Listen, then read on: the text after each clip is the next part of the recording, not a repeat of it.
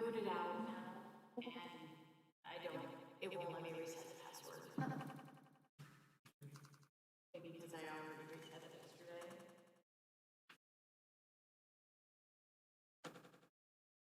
Ooh, I spelled my name wrong.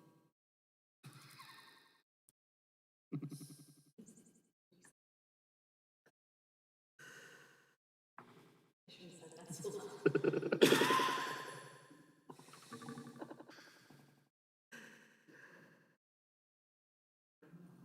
They used to say it's the Indian, not the arrow.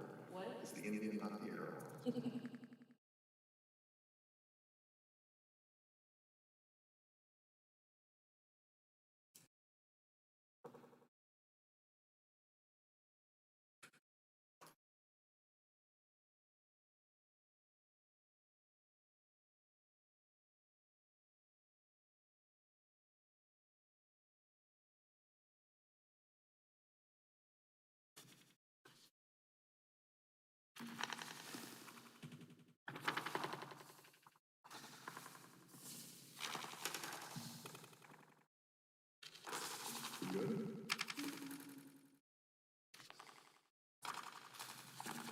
Here we go.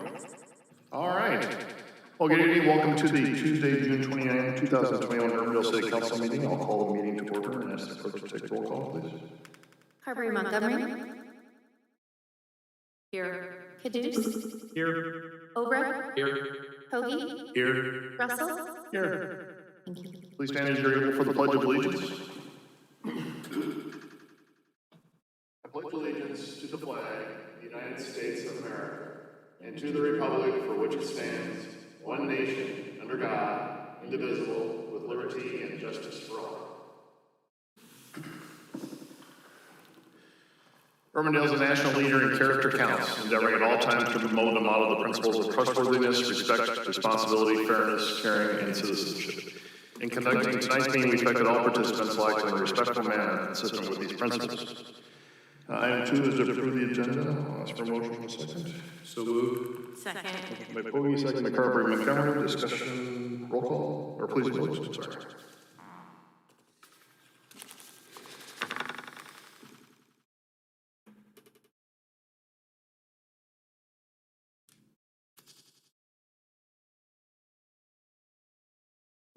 Okay, that passes. Item 3 is a proclamation regarding Parks and Recreation Month for July 2021.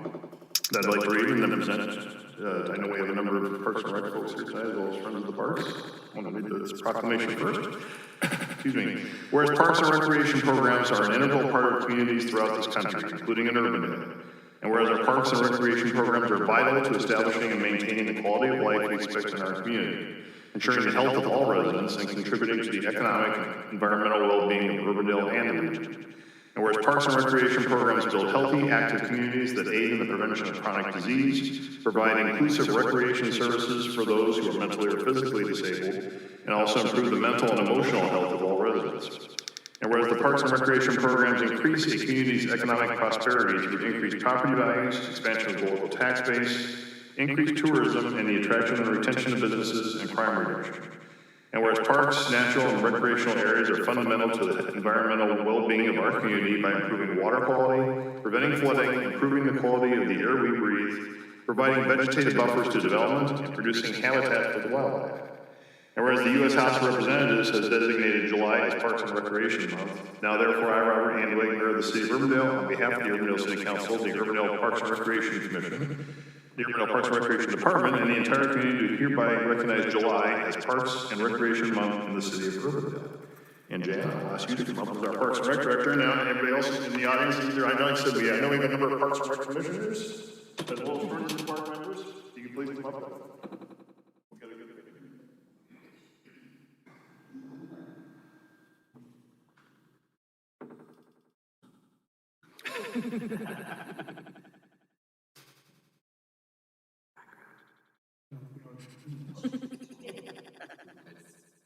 You'll stand out. It'll be fine. Yeah.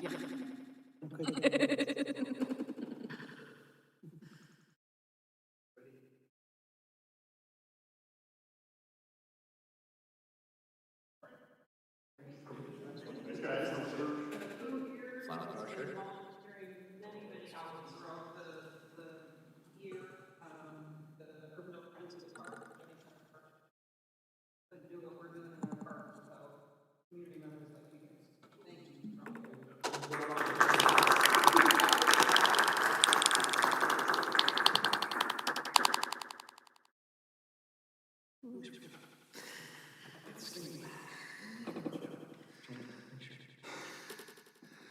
All right, moving on then to item 2, citizens forum. This is the opportunity to address the council on something that's not a part of tonight's agenda. Is there anyone in the audience like to address the council tonight on something that's not a part of tonight's agenda? All right, we'll move on then. Can we recognize that there's 3 generations of pogies in this room? Absolutely. We should introduce Colin, John, Ben from Houston, Texas, who are here observing the council. All right. Welcome, guys.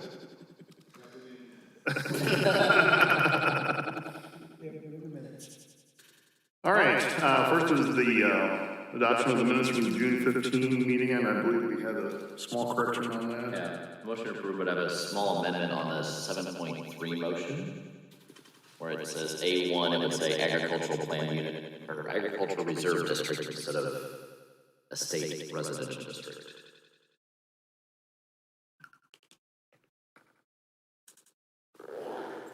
So, Okay, so May I have you say that one more time? yeah, so under item 7.3, pretty much the last line of that section, where it says A1, after that it would say agricultural reserve district instead of the estate residential district. Thank you. okay, so a motion to approve as amended. Is there a second? I'll second as amended. Motion by Obrecht, second by Caduce. Discussion, please vote.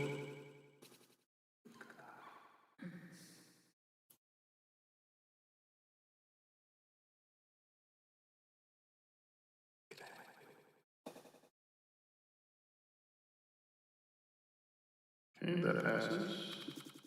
Item 5.2 is to approve the minutes from the June 22 luncheon. Move to approve. Motion by Obrecht, second by Russell. Discussion, please vote.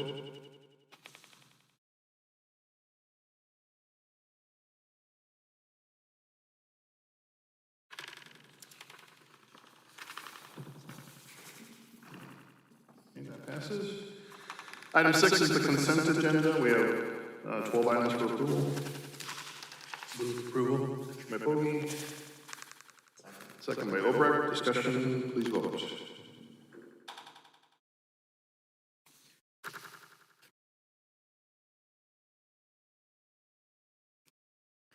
Mayor, I had talked to AJ earlier today about getting an update from Chief Johansson. Is this an appropriate time, or when would you want to do that?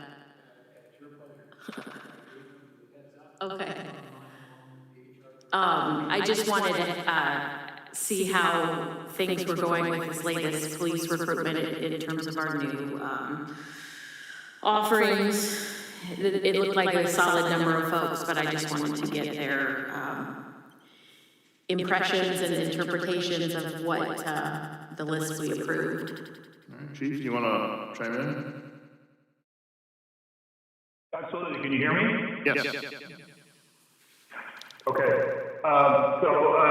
We had a certified list of 9 candidates, and we were able to give conditional offers. We currently have 8 openings. We gave conditional offers out to 8 applicants at this time. 2 of them are certified officers.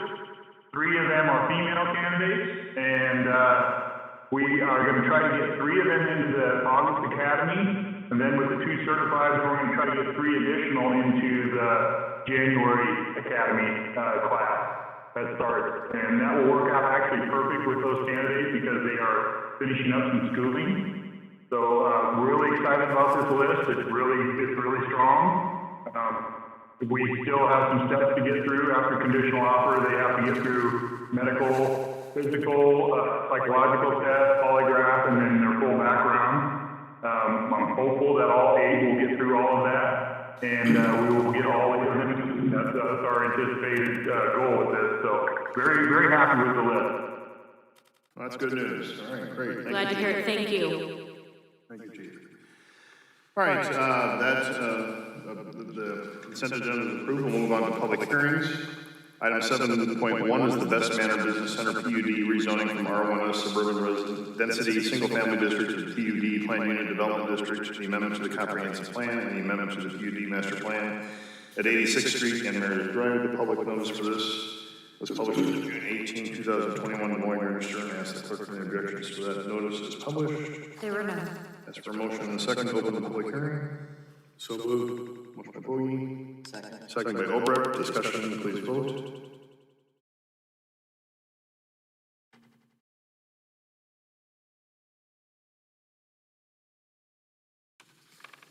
Okay, that passes. And to introduce the item is our Community Development Director, Steve Franklin. Steve? Thank you. Good evening, Mayor and Council. I will see if I can share the screen here.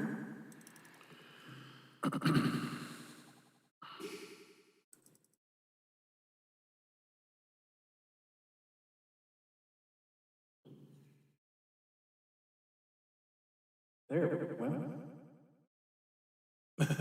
It's thinking about it, okay. Okay, so this is a request for a total of about 44 acres that you can see here in these 4 different colored areas. They are parcel A, B, C, and D. I can run through a little bit more detail about those here in just a moment. The action before you, there's really 3 parts to this. One is to rezone the remaining portion of the single-family detached residential that's associated with the best development. And the second action would be then to amend the comprehensive plan. And the third action then is to amend the best PUD for some items that I'll outline here in just a second, and then bring in this additional area for single-family residential lots, because what is being proposed for most of those lots is less than our 70-foot width, and so that does require being a PUD rather than the current R1S zoning. So what is proposed is all of those actions, and then about, so this single-family area is about 13.63 acres. Single-family attached, otherwise known as townhomes, is the area here to the south with frontage on Meredith, which is consistent with the previously approved PUD. That's about 7.1 acres. Then there is about 18.7 acres, which is this dark brown color, of multifamily. And that is similar to the original master plan. The original master plan had this area here coming all the way out with frontage on 86th Street being multifamily. So that area was increased a little bit. And then the retail portion that is remaining is being reduced to about 3.9 acres and being moved from this area here with frontage on Plum to have frontage on 86th Street. So those are the 4 areas that are involved. There's a number of points within each of those parcels to consider, and I'll just kind of hit the highlights here real quick, and then we can see what questions you might have.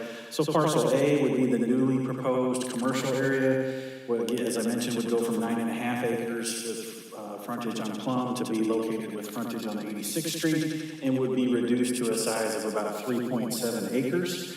Part of the request was to allow an additional fast food restaurant and an additional drinking place, bar, and Planning and Zoning Commission's recommendation, you saw in the minutes, was to allow the additional drinking place, but not to allow the additional fast food restaurant.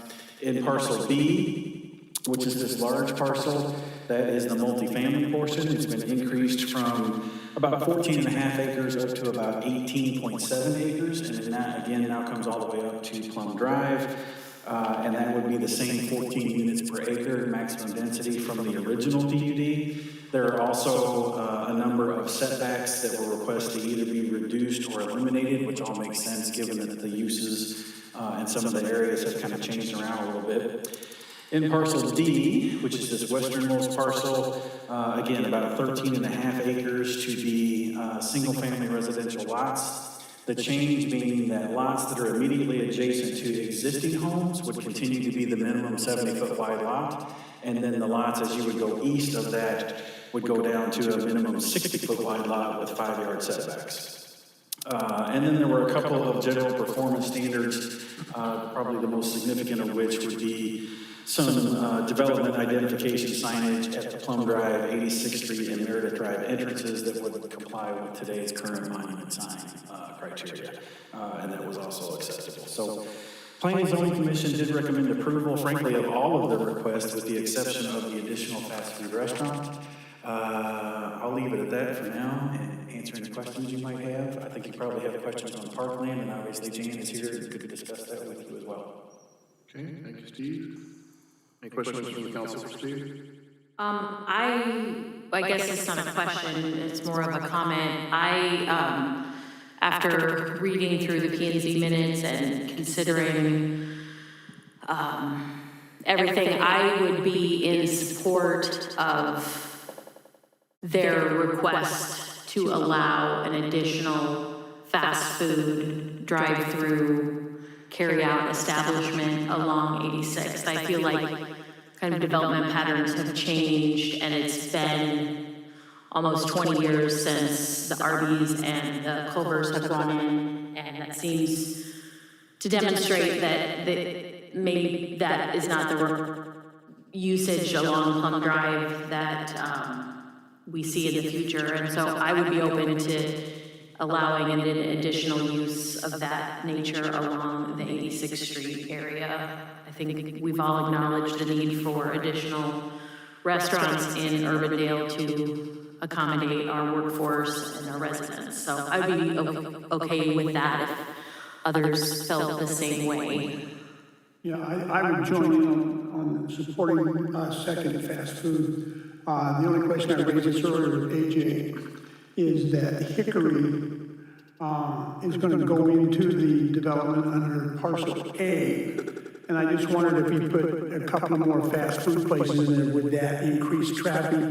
If you were coming out of the parcel and you want to make a left-hand turn north onto 86th Street, there is a signal light just about 600 feet north, and there was one down at Meredith. That's the only reservation I would have would be traffic flow, but of course that's something that can be addressed in the site plan. I would join in supporting that. Well, we're still hearing on this list. Any questions at this point? Then we'll see if anybody wants to address this. So any other questions? My other question is related to parkland dedication. Again, there was quite a bit of discussion at the plan and zoning, and from what I hear at the neighborhood meeting regarding the park usage, I've talked to staff a little bit and think that requesting a trail access from the multifamily and townhouse area into Bestland Park, and then adding trail easement to go to the north along between parcel B and parcel D to the north to Plum Drive to complete a kind of a loop of trail through this neighborhood is, and I'm not exactly sure where that would fit into this request, or would that be a performance standard? We could certainly make it that. You could, if that's council's desire, you could just say that that's something that you would want to be there. And then as they get into design, we could work with them to figure, what that looks like and where exactly it is. We could design it later. But if that's something you would want, now would be the time to just make it part of the overall PUD master plan. All right, we are in public hearing on this item. I know there's the applicants here and maybe some others that from the neighborhood want to address it. I'll first open it up to the applicant. Do you want to make a presentation?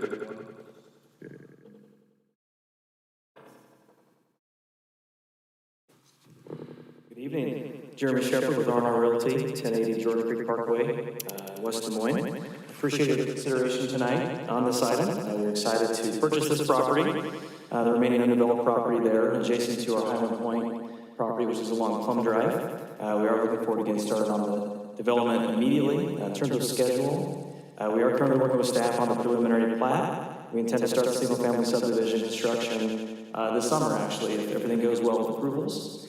And we are going to potentially have a follow-up plat later this fall on the commercial property along 86th Street. We did hold the neighborhood meeting voluntarily about 4 weeks ago with the neighbors, and it was a good turnout. I think we had around 15 or so folks attend that. The neighbors have been great to work with, provided us some valuable feedback on a couple items. We know it's not easy to accept new development in your backyard, so we appreciate their support on this project.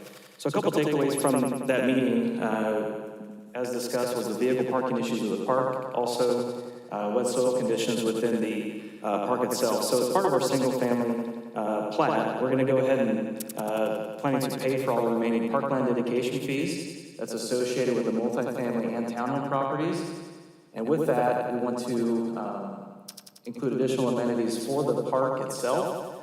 And as city staff discusses with the council about the parkland dedication or the park requirements and parking, there is an option there to use those parkland dedication fees for a parking lot or potentially equivalent use for land as well, if so desired. The one item in contention that was briefly discussed here was the fast food use. And so we agree the PUD was created over 26 years ago, and a lot has changed since then, 2008-2009 recession as well as the current pandemic. In regards to the COVID impact, basically if you didn't have a drive-through over the last year, your business was definitely impacted negatively with everything. So, more traditional restaurants are now looking at drive-through windows. We're starting to see Panera. They're looking at all their existing sites and adding and retrofitting, adding drive-throughs. And in fact, there was a really good article in the Business Record last week talking about these permanent trends that are changing with certain restaurant users actually decreasing the size of their total building. And in fact, several of them are getting rid of in-store seating entirely. So we're starting to see some dramatic changes in regards to these impacts. So in summary, I think we're just asking for a little bit of flexibility there, and we believe having more convenience food options is a huge benefit to the community. And I'd be happy to answer any questions you may have. Okay, thank you, Jeremy. Yep. Any questions for Jeremy from the council? Okay, all right, thank you. All right, we are in public hearing again. Is there anyone else that would like to address the council on this item? All right, seeing none, is there a motion to close the public hearing? So moved. Motion by Poggi, second by Carver and Montgomery. Discussion, please vote.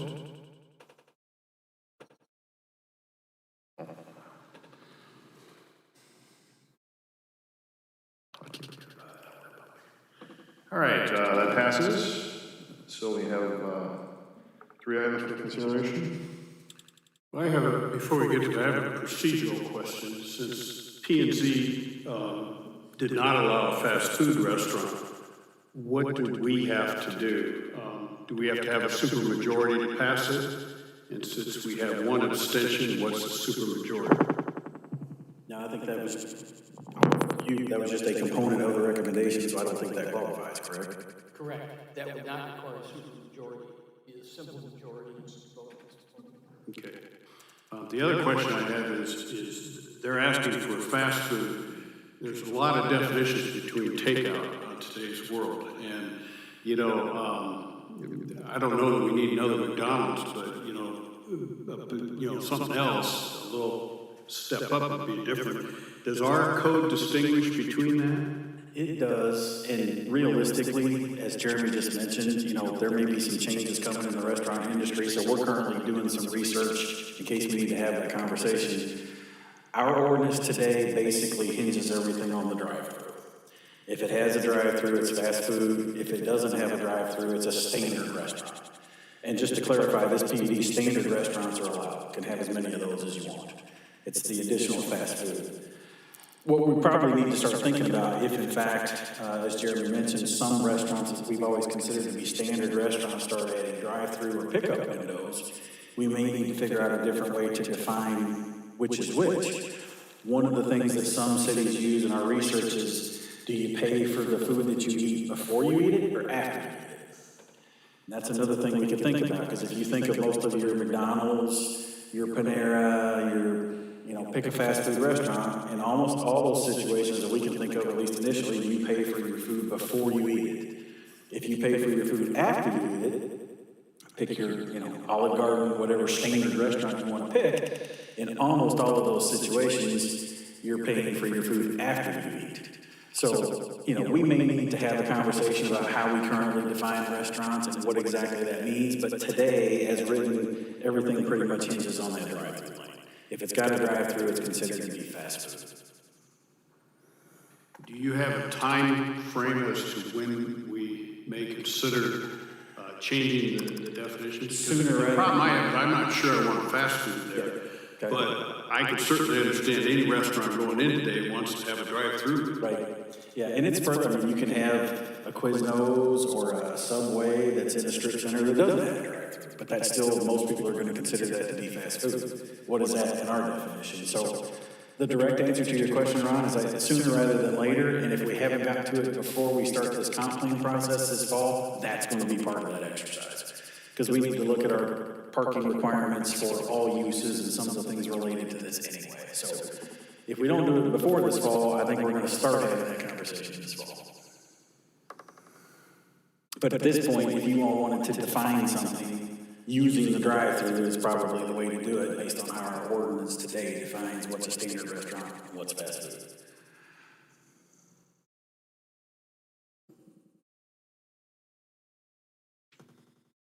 So You could say, pass this saying, we could leave it as it is with a standard restaurant, but if it has a drive-through, that's acceptable. yeah, because the only exception we could think of was Pizza Hut back on Douglas when that was still there. They were very unusual in that they had a pickup window. It wasn't drive-through. You would go in there to eat. You would pay afterwards, but if you wanted to call in and order takeout, that's before takeout was a thing. Now everybody has takeout, so how do you factor that into the mix too? Because pick up Biaggi's, for example. My wife wanted something there a little while ago. They had like 12 or 13 spots right in front to where now you pull up and they bring it out to you. So is that going to stay? I don't know. That's part of what we're going to have to see. There are, one of the new terms that's being used lately is a QSR, a quick service restaurant, which may or may not have a drive-through. So you could say you would allow all standard restaurants and you could allow any type of a quick service restaurant just without the drive-through. I mean, that could be something you could do, or you could just leave it at the standard fast food restaurant and see what it ends up being. It's the drive-through today that kind of hinges on how we define it. But it's certainly within your prerogative to approve basically a fast food restaurant without a drive-through if that's something that you felt strongly about. And we're talking about a second one. A third. The original PUD allowed 2, which is the RVs and the golfers. So this would be an additional one. And the proposal would be that it would be on 86th Street. Yep, in this red area, because that's where the retail area is. And so to Bridget's point, you know, having the retail frontage on 86th Street makes a lot of sense. I guess I appreciate Ron's line of questioning, but I don't feel like I have put enough thought into it to figure that out tonight. I mean, unless somebody else has a really excellent way to define it. I think that is definitely on our to-do list. But I would be hesitant to, what are we, not denying, allowing, I don't know.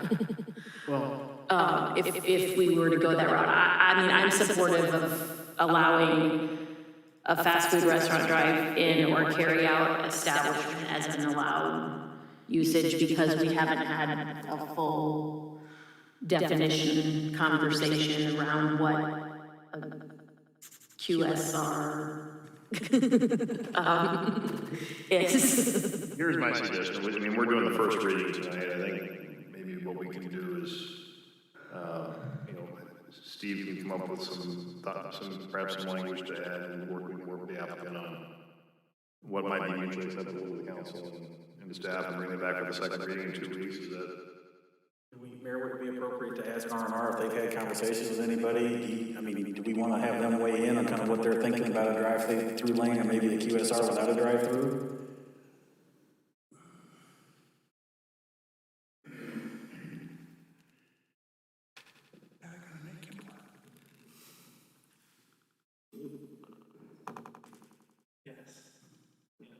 Steve here with R&R. We don't have any specific prospects yet because we really can't market the site until we get it approved. So I think we just feel like with what's occurred with the pandemic and everything, we just need the flexibility to have a drive-through. I think you guys know R&R, you know, we want quality stuff in our projects. We really can't, a lot of times we'll get RFPs in that says, does your site allow a drive-through? If it doesn't, we're not going to wait for the rezoning, so we really needed to market it, but we have no specific prospects. You can kind of see in our parks around town, we have 9 million square feet, kind of we're trying to attract restaurants that support our office uses and whatnot, but we have no specific users in mind. We just think the drive-through is the key, because a lot of restaurants now are 100% drive-through.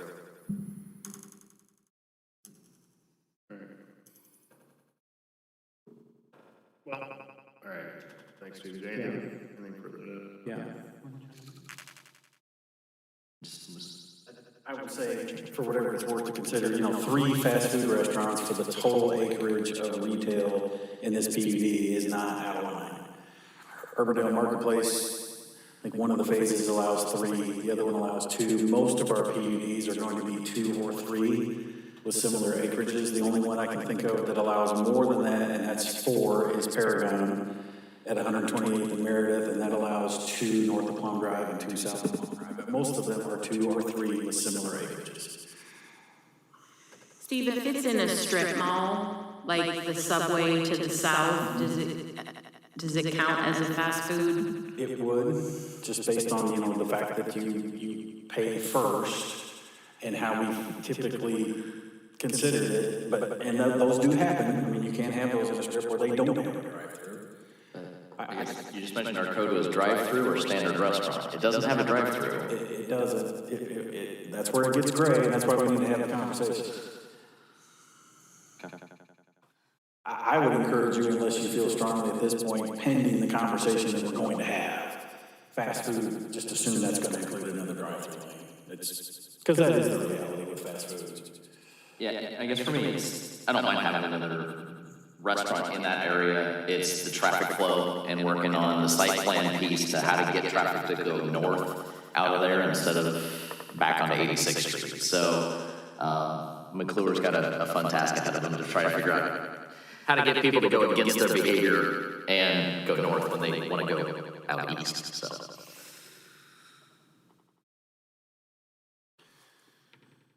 All right. Well, first of all, we have, first is the amendments to the comprehensive plan. I'd like to discuss the parkland situation that I suggested earlier. Okay. So what I would propose, I know there was discussion at the neighborhood meeting at the Planning and Zoning Commission regarding the parking situation, but at Bestland Park. But I think once we get rid of the weird stubbed streets and those get built out, there will be adequate on-street parking to accommodate folks visiting that park. I mean, it's just a very awkward situation right now, but I think that will be alleviated. So I'd like to focus our efforts on putting in or setting aside land for a trail access that would, luckily I got 2 monitors with 2 different things on here, that would, I think, go along from the site plan that I saw. Do you have that, Steve?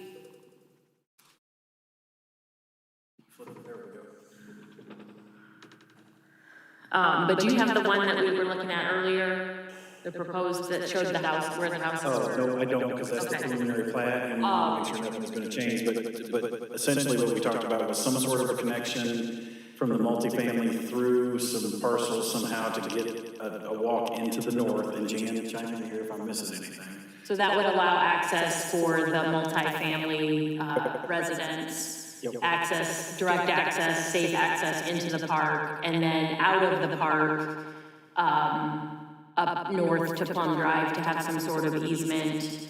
I would let staff and the Parks Board figure out what the right way to do this is, but I think that would be the best use of the parkland dedication, but we would need the easements identified at this point, I believe. Yep, you could, what you could require is that you would want some sort of a parcel to be able to take a trail up north to Plum, and then we could work with R&R when they come in with their plat for this particular area to see exactly where that is and what that looks like. Generally, what we're hoping to get is to dedicate either a 10 or a 15-foot wide strip, so that then the city owns it, and within that, the trail can be constructed. And that's certainly something we can work with them on once they know more, you know, what all this is gonna look like. Jan, anything you wanted to add there in terms of what you would want to see? Is that covered? Yeah, so I think that's part of the PUD amendment that we would note that as part of the third item, so. And also fast food is the third item as well. So. That's where both amendments go, yeah. Yes. What did you say, Adam? The last item is where both of the amendments would go, so. With that, I guess I would move to amend the comprehensive plan, at least get down to where we need to start. Okay. Motion by Ober. Second. Second by Pogge. Discussion. Please vote.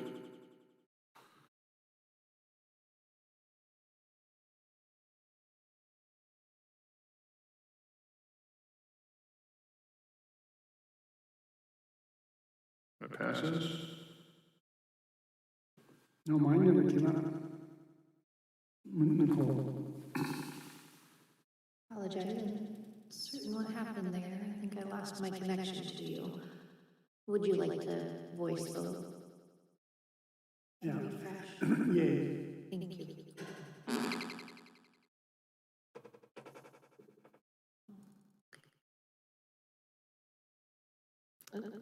And then move to approve the first reading of ordinance 2021-13. Motion by Ober. Second. Second by Russell. Discussion. Please vote.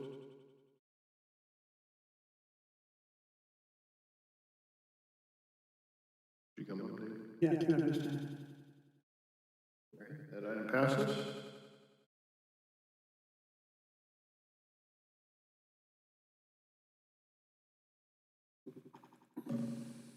All right, then third is motion to amend the best PUD to include a fast food restaurant, a third fast food restaurant, as well as a trail access into Bestland Park from Plum Drive.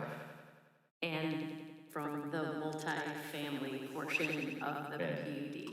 Okay, and from parcel C. Between parcels B and D. Well, so access to the park from parcel C, as well as access to Plum Drive. Yes. Yeah. All right, so that's a motion by Ober. I'll second that. Second by Russell. Any further discussion? Just a question on that, is staff going to work on some language concerning the fast food restaurant before the second or the third reading? For me, I don't, yeah. I don't know if there's enough time, is there? We certainly could, but that's a bigger conversation that I think we need to have. So if you're comfortable, I would encourage you, let's just say fast food restaurant, realizing it'll most likely have a drive-through and call it good, unless you want to do otherwise. Well, the only thing I was thinking of is I'd feel more comfortable if we said standard restaurant, but it would be allowed to have a drive-through, as opposed to allowing fast food, which is what you're doing, which I think are contemplate two different things. What would make, is it the paying? Yeah, and that's where, I'm like, Five Guys fits into the fast food world, but doesn't have a drive-through. You know, and so it just, I haven't heard a definition tonight that says, this restaurant good, that restaurant bad. And I don't know if there is a way to define that at the next meeting. We could give it a shot if you wanted to. It's just the first reading. Personally, I think the odds of a standard restaurant including, despite what everybody says, I think the odds of a standard restaurant actually including a drive-through window, I think are probably pretty small, at least initially. It might happen. That's certainly, and it's something we could talk about at site plan too, you know. I know the Pizza Ranch in Waukee has a drive, I don't know if the one up here in Urbandale does, but I mean, that would be what I would think of as a standard restaurant. But you pay ahead of time. Yeah. But if you go inside, you won't still pay ahead of time. Right, and this thing is like, so, like, we talked about Panera, we talked about Pizza Ranch. Yeah, there are code, doesn't make any difference whether you pay ahead of time. There is, I'll suggest this, why don't, go ahead and pass the first reading tonight. For the next meeting, we'll dive into our current, because there is language in our current, and I should have brought it with me, I apologize, I didn't. There is language in our current definition that says something about gearing customers toward the drive-through. There's some additional language in there that maybe we could do something with. So let me bring that back to you in 2 weeks, and we can talk about it a little bit more and just make sure everybody's comfortable with it. All right. Does that work? So we have a motion and a second. Any further discussion? Not, please vote.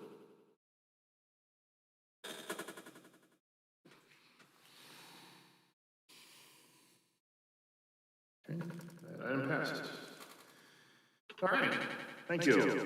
Moving on then, item 7.2, the bids for the 128th Street and Hickman Road. And the public notice for this was published in the June 11, 2021, the one register, and ask the clerk for the objection to this notice is published. There were none. Ask for motion and a second to open the public hearing. So moved. Motion by Obrecht, second by Bogie, discussion, please vote.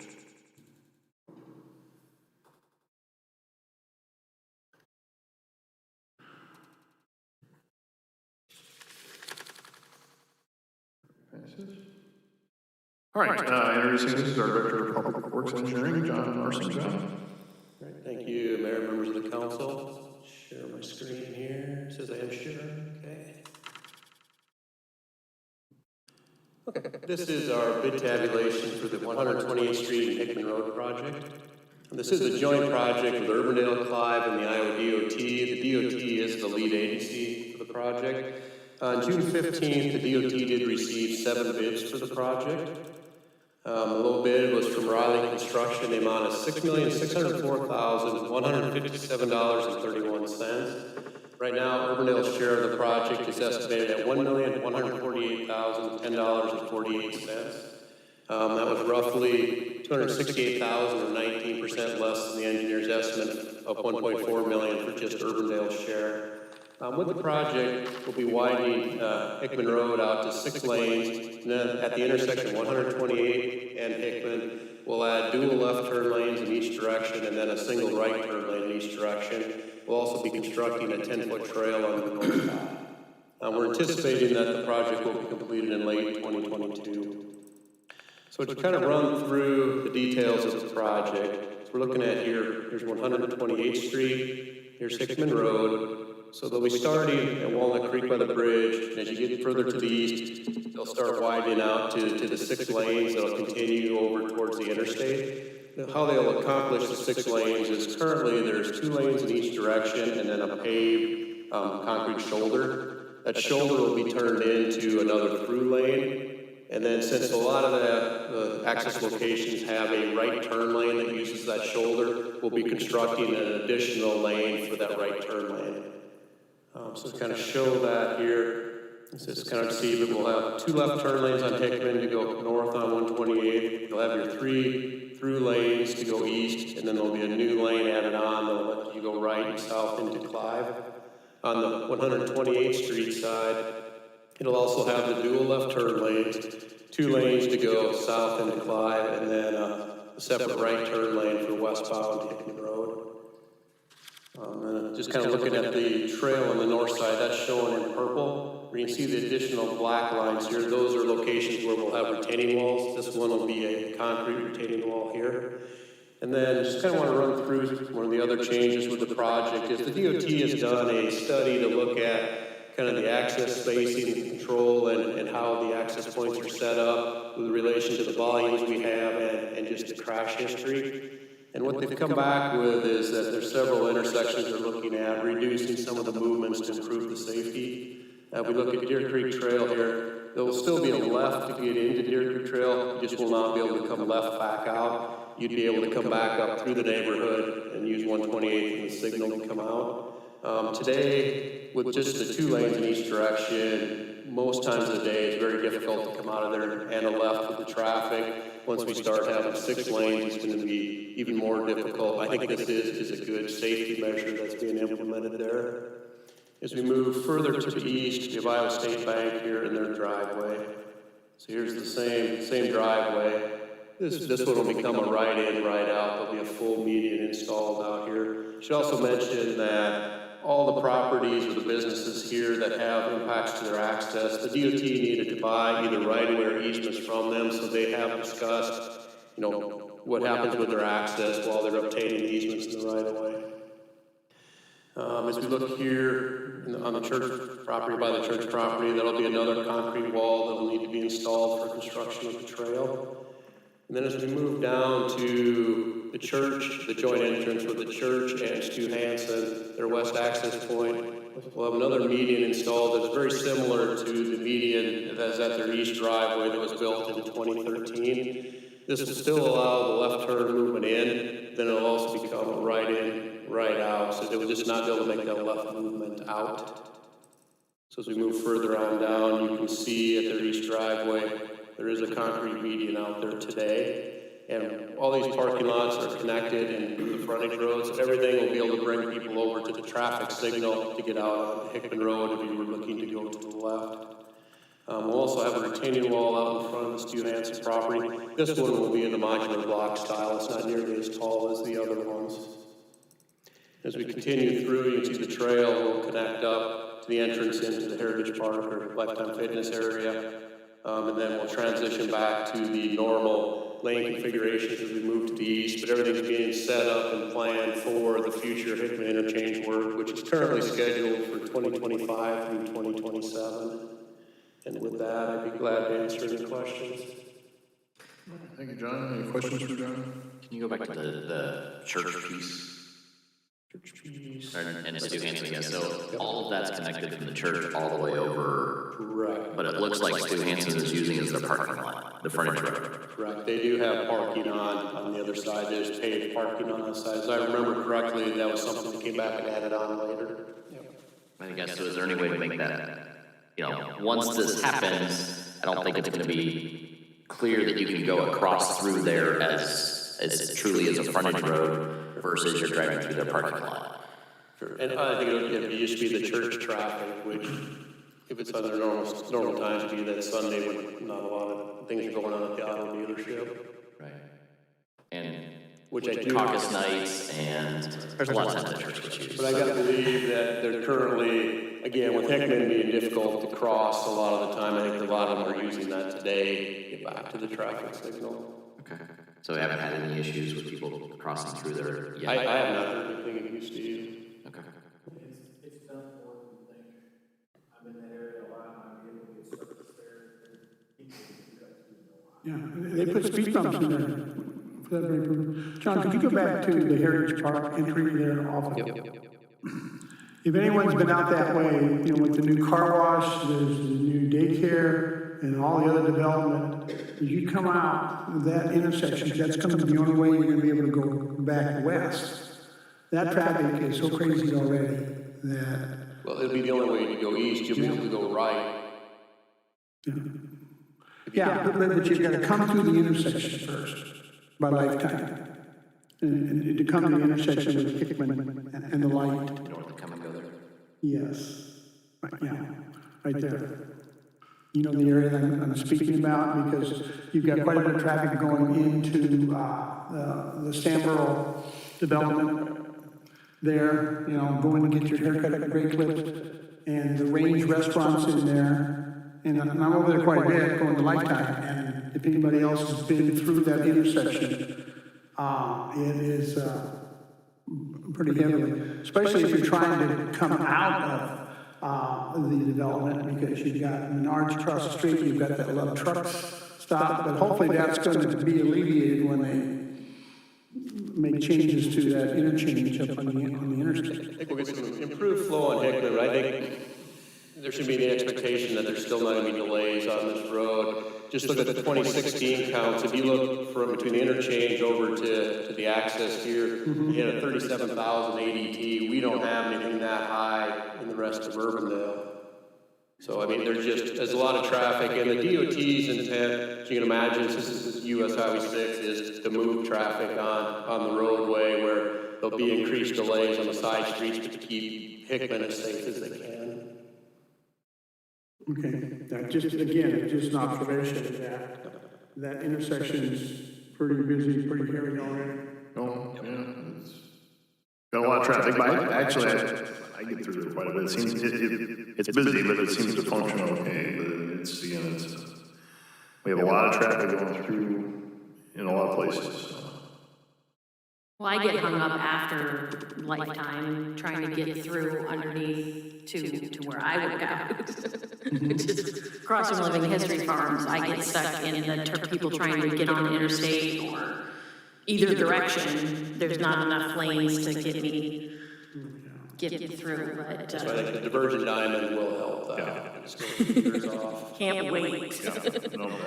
One of those, the trail basically ends on this, it's not going further east yet. Not yet, but we've had conversations with the DOT, and that is part of the plan, is to bring it through the interchange. One thing we've had a lot of requests over the years is, how do you get from Lifetime over to the other side of the creek to join the trail system? And with the DOT, we thought this was our prime chance with everything that was going on, is to get this piece of trail put in. John, can I have you go back to east of 128th Street?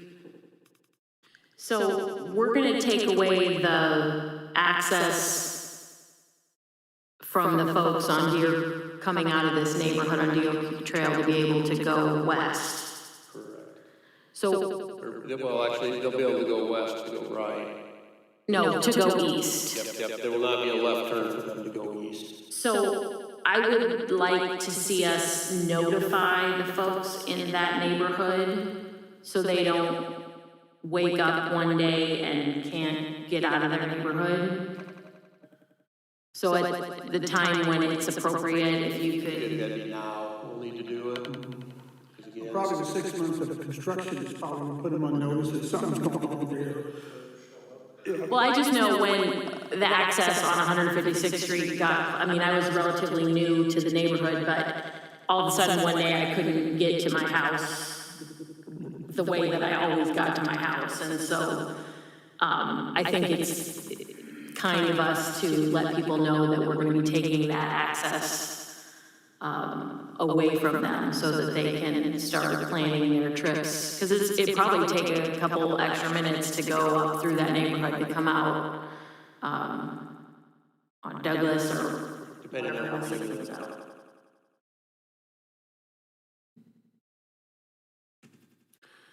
All right, anything further for John at this time? Move to approve resolution. We're still in public hearing, so I'll get through that. So we are in public hearing on this item. Anyone like to address the council on this item? Okay, seeing none, or hearing none, ask for a motion to close the public hearing. Motion by Holbrook, second by Caduce. Discussion, please vote.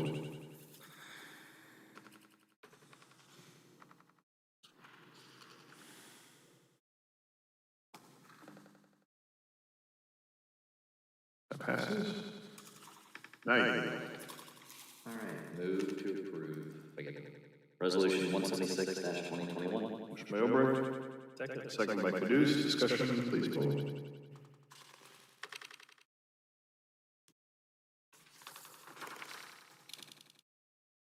That passes.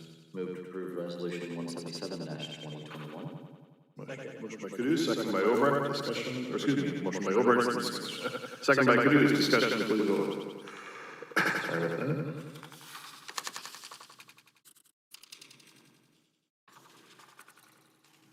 That passes. Then move to approve resolution 178-2021. Motion by Obrecht, second by Caduce, discussion, please vote.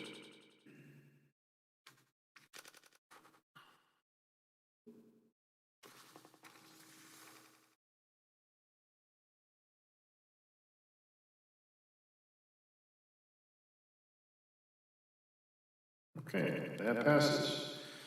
All right, thank you. Moving on then to item 7.3, to consider the bids for the Meredith Drive HMA overlay project. Public notice for this was published on June 18, 2021 Des Moines Register, and any objections to that, notice is published. There were none. Ask for a motion and a second to open the public hearing.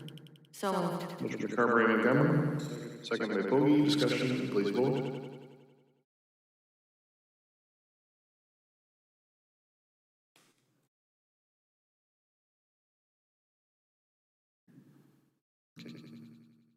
To open the hearing? Yep. Oh, that's in the close.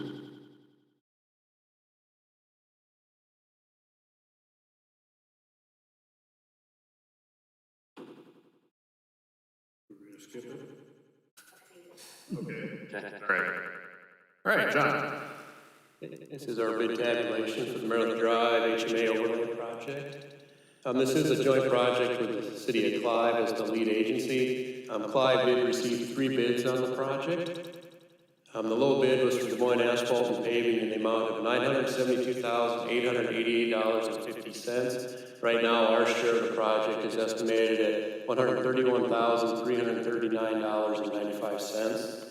The overall estimate was $675,000, or 41% less than the engineer's estimate of $1.6 million. With this project, we'll be doing 6 inches of hot mix asphalt overlaid on a cement treated base, and we're expecting the project to be completed by October of this year. And then just kind of show you where we're at. So we have 170th Street on the right-hand side here. Fee Avenue, or 184th Street, is on the left-hand side, and here's Meredith Drive. It was in 2015, we did a project with Clive, and we put asphalt on the first half mile of Meredith Drive. So this will just complete the west half mile of the project, or of Meredith Drive, so I'd be glad to answer any questions. Thank you, John. Any questions for John on this side? I'm sure AJ mentioned this to you, or maybe not yet, but I think you're gonna see a lot more traffic on this road once school starts and high schoolers are taking this to get over to the new Waukee Northwest. So I suggested to AJ that we just communicate the construction to Waukee schools so that they can get that word out. Because, yeah, traffic's going to change quite a bit up there with the opening of that new high school. And depending, there's other parts of the project that Clive's working with Waukee, and there's a mile to the south. Depending on the order they do things, parts may be done before school. We'll have to wait and see how the staging comes together. And that takes us to the westernmost portion of our corporate limit. Correct, that's where we meet up with Waukee and Clive, and then our border jogs to the north for another half mile.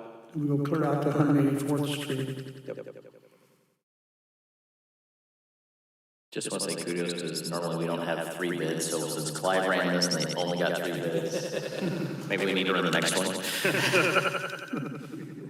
Yep, it was their turn to take the lead. Okay. All right, we are in public hearing on this item. Would anyone like to address the council on this item? Okay, seeing none, I'll ask for a motion and a second to close the public hearing. I'll move to close the public hearing. Motion by Caduce. Second by Pogge. Discussion, please vote.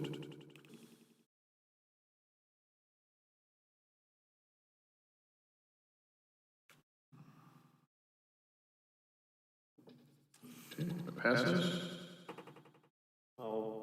I'll move resolution 179-2021. Motion by Caduce. Second by Pogge. Discussion, please vote.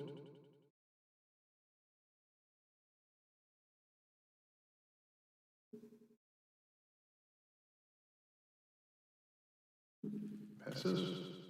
I'll move resolution 180-2021. Motion by Caduce. Second by Pogge. Discussion, please vote.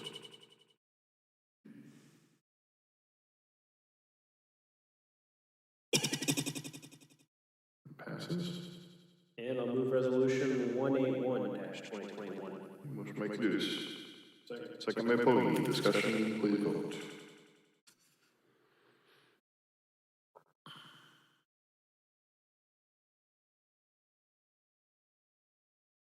Okay, that passes. And that concludes our public hearings. We'll move on to item 8. Item 8.1 is to establish a public hearing of July 13, 2021 for the storm sewer right-of-way easement vacation. Steve, answer any questions if there are.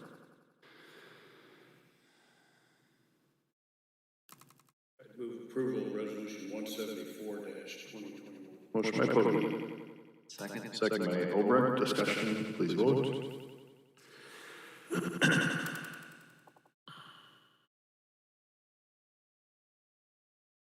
That passes. Item 9, planning and zoning items versus item 9.1, the Goodman Estates Plat 1 final plat at 4701 72nd Street and 4705 74th Street. Steve?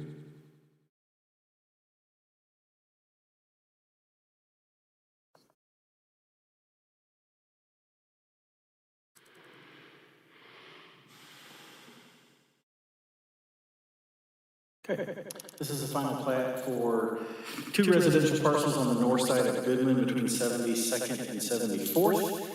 John Nealon, who was here with us tonight, was able to acquire these parcels with the hopes of creating some lots in this neighborhood where we really, frankly, it'd be nice to have more building lots like this. So kudos to him to follow this through. He's been working on this for, what have we been working on this, 3 or 4 years? It's been a while. But we finally got here and ready for the final plat, so it does create 8 buildable lots. The 7 of which you can see here have frontage on Goodman, and then the 8th lot is up here in the corner. The public hearing that we just established for 2 weeks from tonight eliminates an easement that's on this property that's no longer needed with this particular development. So the rezoning was approved with a 70-foot minimum lot requirement. These are all closer to 80, so they exceed that, obviously. Planning and Zoning Commission does recommend approval. Be happy to answer questions.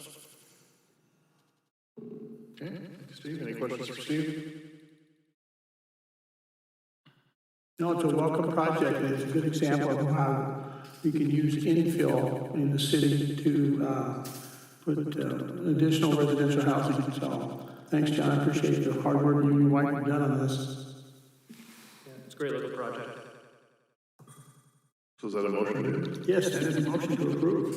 Motion. I thought mine was a second. All right, so motion by Russell, second by Caduce. Discussion, please vote.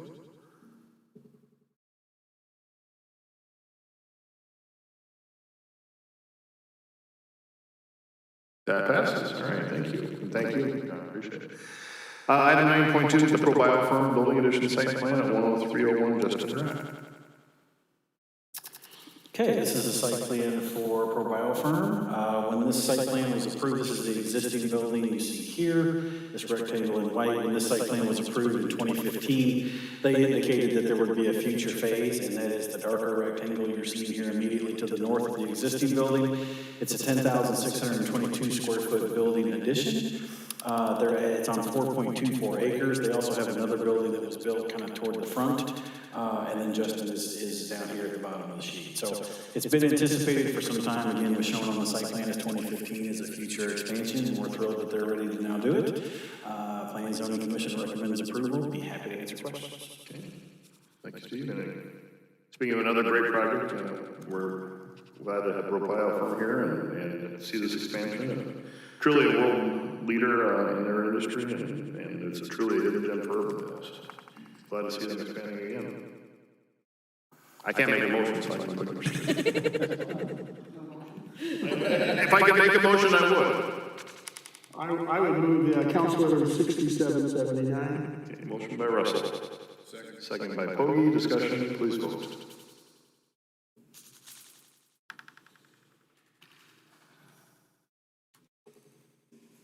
Okay, that passes. Item 9.3, the Urbandale Marketplace Plat 4 Lot 2 Site Plan. Steve? Okay, this is the northwest corner of Plum and 100th. This is the first building on this parcel, so this is all of Lot 2 here at the corner. What you see here immediately to the west is the Quick Start that was previously approved, which is currently under construction, so this will be right immediately to the west of this proposed building. This is a right-in, right-out access off of Plum, and then there is a full movement access back here. There are crossover easements and egress easements to be able to get everybody back and forth depending on which direction they would like to go.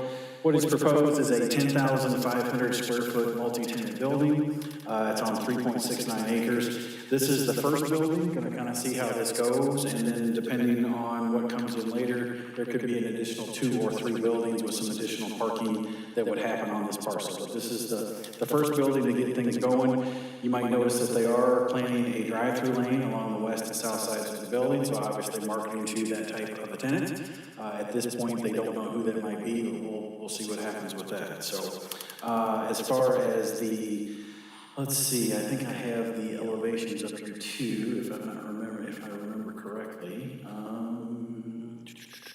Here we go. There are the proposed elevations. In my opinion, very nice looking building with some nice architectural elements there. Planning and Zoning Commission recommends approval, subject to conditions noted. Be happy to answer your questions, and Derek Temple and Eric Keenan are here as well, can answer questions. Okay. And there would be no access onto or off of 100th Street, correct? That is correct. Per the PUD master plan, that access would not be allowed. So this right in, right out would get you through the parking lot and into any other things that happen here on this corner. And then, as I mentioned, you can have full access down here just to the west.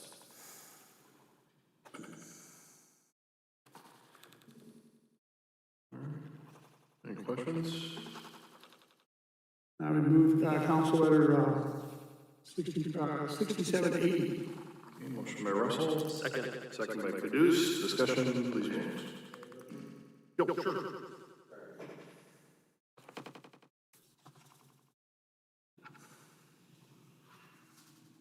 Eric King, 2727 Southwest Center Boulevard. Just real quick for the record, just to dovetail on the discussion earlier regarding parking. We have been working with staff. Currently, the PUD does allow a reduction of 25% for a standard restaurant. I know you guys discussed earlier the drive-through versus the standard. At this point, staff and us have had a little bit of disagreement on the reduction based on the drive-through, going to 20% versus the 25. I heard tonight the commitment to kind of resolving that discussion. So really just want to be on the record as though that is a point the staff's going to work with us going forward. It is the first of 4 buildings. It's still speculative. We don't have tenants in here. The other item we would like to note is that we are showing no curb on the east and north side to accommodate future expansion. One of the conditions from a zoning standpoint is to curb those. In the future, we'd have to cut them off and expand the parking lot. So that is something we've asked to work with staff on that as well, for some flexibility there to just avoid the cost, put a curb in and cut it off just to move forward in the future. So really just want to get on the record with you guys tonight, let you know that those conditions are things we're continuing to work with staff on, and appreciate you guys' support on this. All right, thank you. So Steve, the parking issue would be, I mean, at this point, that would really address the future phases. Right, exactly. And the difference is, at this point with this building, it's a 1-space parking difference. So honestly, I'm of a mind to just not worry about it right now. Put the parking spaces in as shown. They got more parking and more buildings here to come, and we'll figure that all out. And, you know, depending on who it's going to be and what it's going to be, frankly, if we need to come back and take a look at a slight amendment to the PUD, because we're a few spaces shy, I'm not opposed to doing that. So I'm very confident we can work all this out going forward to get them what they need, what we need. What about the curb? The curb issue, you know, that's a tough one. It's very unusual to have something like this, which would be the first building when we know that there's more to come. The site planning code does require a concrete curb. Now, what we've done in a couple of cases, and I don't remember which ones they were, I can certainly go back and look. In one instance, we allowed somebody to just do a temporary asphalt curb that they could just come back and scrape off later. And then there was another situation where I think we allowed somebody to use concrete wheel stops. Part of it's just a safety thing because we don't want people driving off in the grass, and just to be able to establish a visual boundary on where the parking lot is. In this particular case, we don't really have water. That's the other reason we generally want curb, is if it's carrying water to where it needs to go. That's not really the issue here. So what we had told them is, we'll work with you as best we can, some combination of just some kind of visual barrier, whether it's the concrete wheel stops or an asphalt curb or something, just to say we can meet the spirit and intent of the site planning code that does require the curb, knowing there's more coming later. But then is that a year from now? Is that 10 years from now? So that was what we had offered and what we're discussing to try to accomplish. I guess on this one, it doesn't look like getting the parking stalls around where the curb would be. And so a wheel stop to go in the grass? Again, we got a code that requires it, so we're just trying to figure out what makes sense to be able to get us there. Could you throw some old railroad ties down? Yeah, it's, you know, it's one of those difficult, it's one of those difficult things where we've got a code section that doesn't necessarily allow for a phasing. It requires it. Now, if you all are comfortable and this is obvious that there's another phase coming, I mean, that, you know, that's within your prerogative to relax it on this if you desire to do so. It does make it tough for us because we've got a section in our code that requires it. We've tried to make some accommodations, but it is not typical. We don't generally, I can think of 2 or 3 times since I've been here where we've had to do it this way.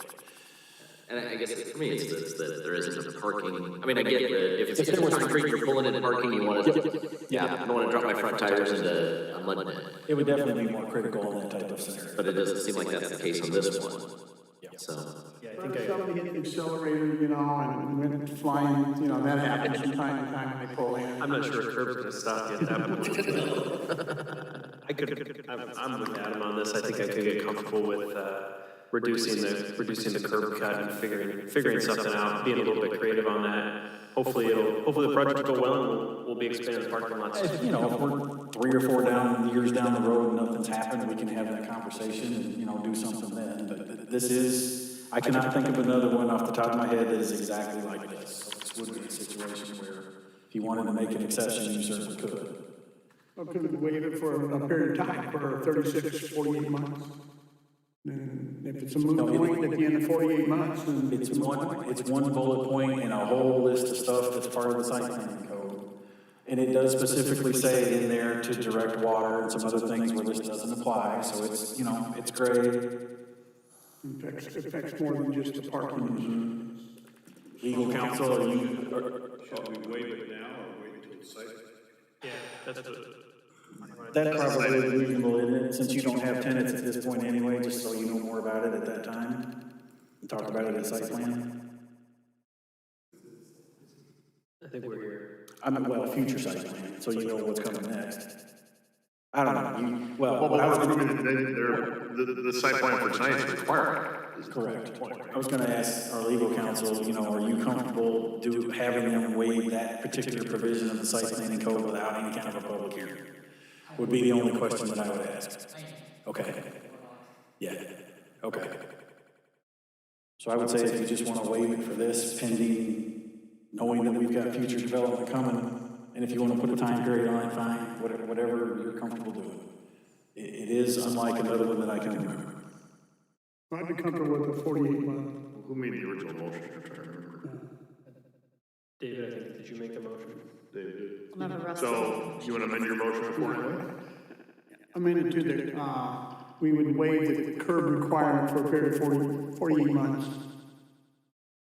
Again, 40, I mean, if you haven't developed a site, the rest of it within 4 years, you'd be back in the talkers about other things anyways. Honestly, my hope being right off the interstate, it's gonna happen fast. Yeah. I'll second the motion as amended. Okay. So we have a motion as amended and a second. A motion by Russell, second by Cleese. Any further discussion? If not, Do you like please it's vote. clear? Yeah, Votes that's are- fine. What's that? Excellent. You're all set. You retain your vote? I retain my vote. Okay, that item passes. Thank you. Appreciate it. All right, moving on then to regular agenda items. Item 10.1 is the real estate purchase agreement for the acquisition of right-of-way at 14711 Waterford Road. And John will answer any questions if there are. Move to approve council order 6774. Motion by Ober. Second by Cody. Discussion, please vote.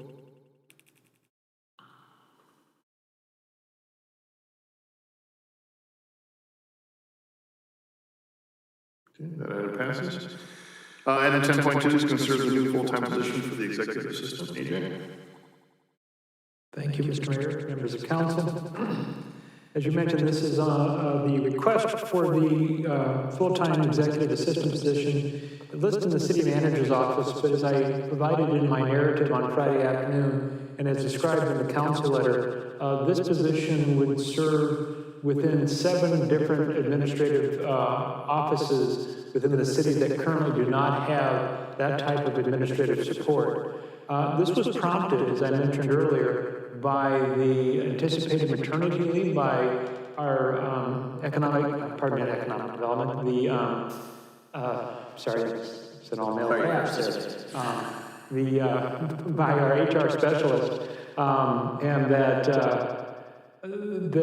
we anticipate that beginning in September, and for a 12-week time period. And so, as we discussed internally, was that the need to have a temporary position was, to all of us, was very obvious to accommodate the HR needs that this position fulfills. During that discussion, collectively, the group came to the conclusion that since the administrative wing did not have any type of administrative support, that instead of just hiring a temporary 12-week person and then proceeding through the budget process and making this request, we thought it was an opportune time to make that request at this point in time to have not only Phil through that maternity leave, but then as they prepare and their familiarity with the other 7 operations within the administrative wing. Again, this person will be engaged in a variety of activities, administrative support activities. I think that's the best overall term to use in a very umbrella type of environment, that I could see them working with HR for 3 weeks. And then, for example, during audit time, where the support is needed in the finance department. During budget time, that may be also another one. Administrative support for projects that come through economic development, risk management and support, IT, probably a little less there, but again, and then city clerk operations. So this was what I coined the phrase as a utility infielder for baseball parlance. This is a person that can rotate from every department to provide that support. And so again, we thought this was an opportune time to bring it forward. We fully anticipated to bring this forward during the budget process. But again, with the anticipated maternity leave, we thought it was a good opportunity to bring this forward instead of having really 2 different sets of 2 different opportunities for 2 different individuals to fulfill the requirements that we have outlined. So I'd be happy to answer any questions that you may have about this.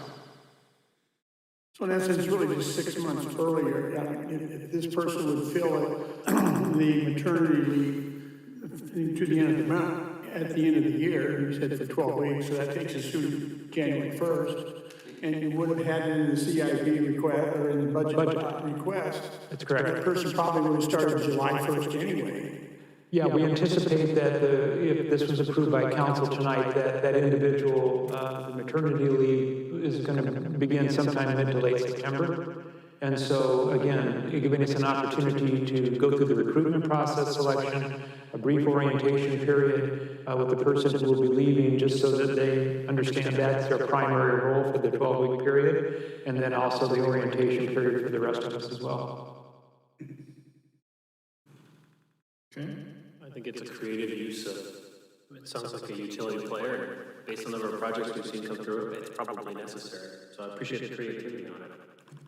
And I guess, any concern about that they are floating so much that they really don't have a line of supervisor or any of that when it comes?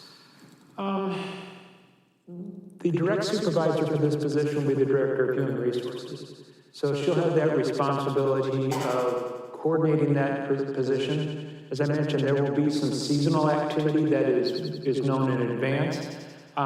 There will be a trial and error period to begin with to get that feel as to where that person is needed most at what particular time. So it's an excellent question, but not having a position there previously that had such a wide scope of responsibility or opportunity, I should say, I can't honestly answer how that might look. But again, we will have the one supervisor, and that work product will flow through her office. Even though it's listed as the city manager's office, I was elected to make the request.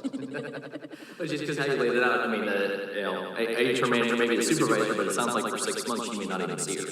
So She'll be right next door. They have adjoining offices, but again, her primary function, that person's primary function will be HR for those 12-week period. And again, given the essentially ongoing process through HR, I suspect in the first, even beyond the 12-week period, that at least at the beginning, the majority of the work will be through HR. Because recruitment, testing, safety training, that coordinates with risk management as well. And again, more of the other activity will probably be seasonal. And then the other support activity, I suspect, will be coming from economic development. And then I'd say the other thing is just having somebody through our office similar to this is sometimes, as you're using your utility player, if they love to play right field, sometimes they go there a bit too often. So We'll have to whatever their monitor that. talent is, they may go to that area a little bit too often and then get spread among the other departments that need their use. It clearly is something that it's incumbent on us to make sure that that individual has a well-rounded exposure to all the operations and that they feel comfortable. It would be probably remiss to say that a person that we hire, they may exhibit a particular skill that is stronger in one area than another. And that'll be for us to make that orientation process and that immersion, if you will, to the operations as thorough as possible. You know, we have that all the time. We have people who do really, really well in some areas and other areas that they may not enjoy as much or they may not have the skill set, but they still accomplish that. So that'll be incumbent on us. Well, I just can't believe you've gone this long really without having this person and functioned at such a good high level. So I am very supportive of this because I honestly, until you made this ask, I didn't even really realize that we didn't have this sort of person. So I'm fully supportive of bringing this person on.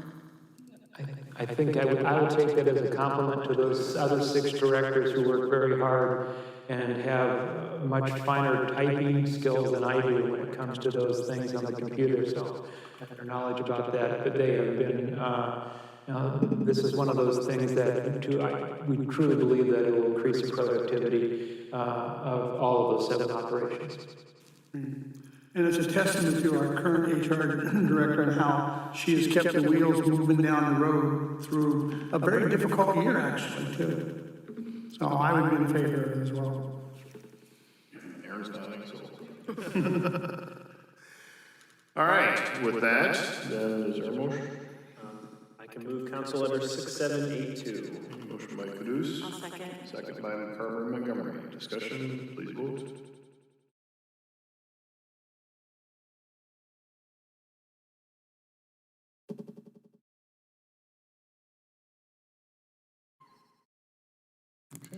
That item passes.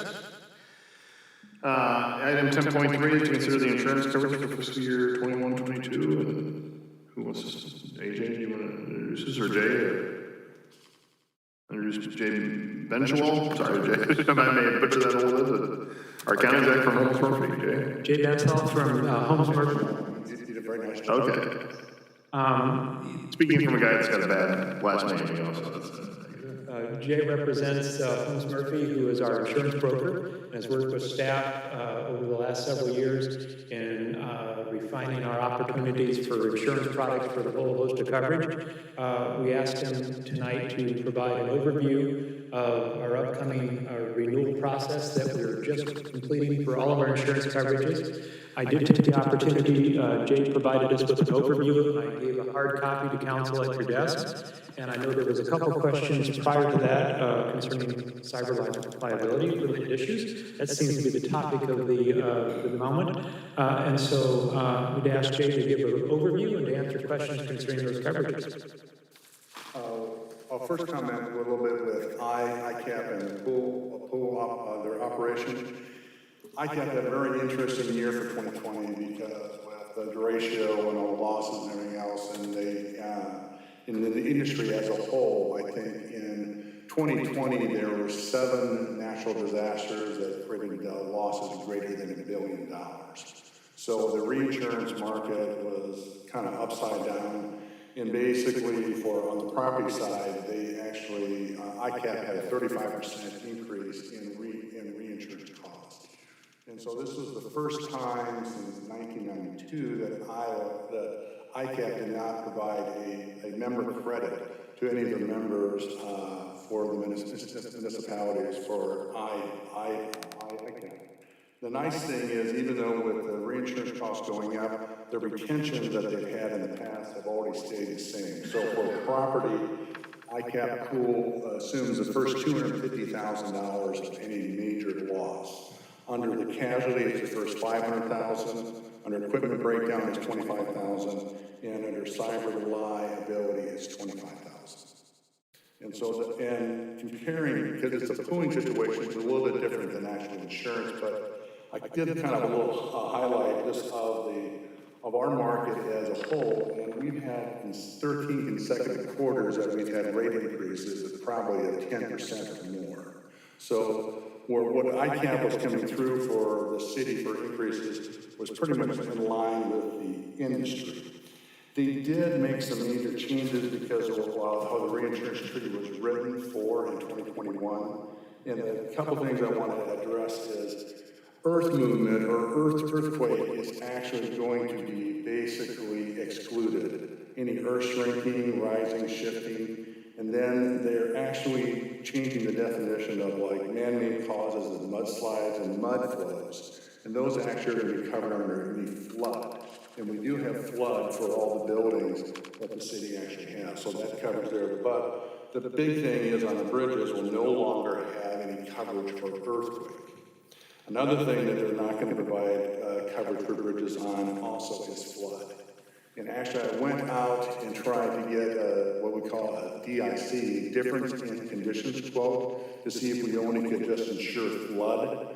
None of the markets wanted to just insure a single item, and they tried and said we wanted to quote the whole property, but basically their property cost was about double what ICAP was offering. So it was not a good option for the city to even consider to try to pick up just that one peril. You know, and then also on the bridges in general, they're limiting the bridges to basically what we would view as named perils. So you got fire, lightning, windstorm, hail, collision, theft, vandalism, and malicious mischief. There was a little bit of misunderstanding at first. ICAP thought they couldn't add new bridges, but they didn't understand what the reinsurers were saying, is that bridges, after a certain number of age, there had to be a condition for certification. So anything brand new bridges were built to more current specs, they were fine in adding those. Any bridges, and we haven't figured out, they haven't defined what year it is for how old a bridge would be, because, you know, when the certification would be, is it 25 years, 40 years, and I don't know, I'll have to look and see of our bridges what we have, which bridges would fall into a given layer that we'd have to be concerned on once the reinsurers come back with a defined what we have to worry about the age. So unscheduled property, they gave us a little broader coverage of items that we would call unscheduled in the open. I've kind of listed those. On the sexual misconduct general condition, that was silent, and the problem that ICAP had was there was a stacking issue where more than one policy would pay under sexual misconduct, and now they're defining it as that it's a single occurrence, so it can't be stacked on other policies. So the limit is still the same, it just can't stack, so you can't have $2 million limits for that, just a $1 million limit on that. Well, actually, I take that back, it would be the whole limit of like $11 million. The big thing going forward, though, is cyber insurance, and that is a market that we're going to probably see 30 to 40% rate increases continuing until we figure out basically a way to make sure that all phishing claims and testing and things of that nature will curb that, because it seems to be an everyday occurrence that we're hearing of who else just got hacked. And so I know there were a series of 8 large insurance companies that basically formed a new consortium, and they're trying to put together best practices. And so that's something that'll be interesting going down the pike here, that they'll say this is the minimum standard that we have to offer cyber insurance coverage. Right now, it's multi-factor authorization. There's one factor here. They might come out with a list of saying, these are things we all want to have as a minimum standard to make sure you have quality coverage for cyber, because you're protecting personal information. And it seems like every state now is changing requirements of what California and New York, things of nature, for personal information. If you did get hacked, how many years or months you have to provide the credit monitoring, things of that for anybody who actually had their information stolen.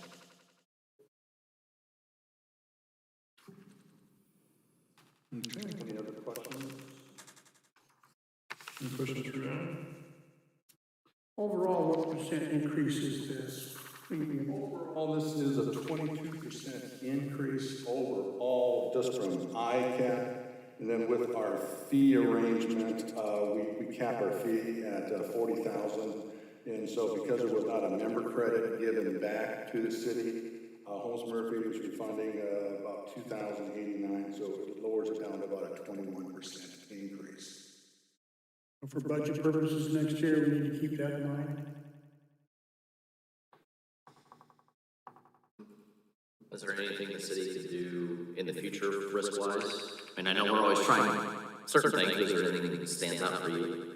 Well, I think what we probably are going to see on the cyber side is that basically Beasley will actually run tests and test our computer system and see if they can get in, and basically they'll rate us.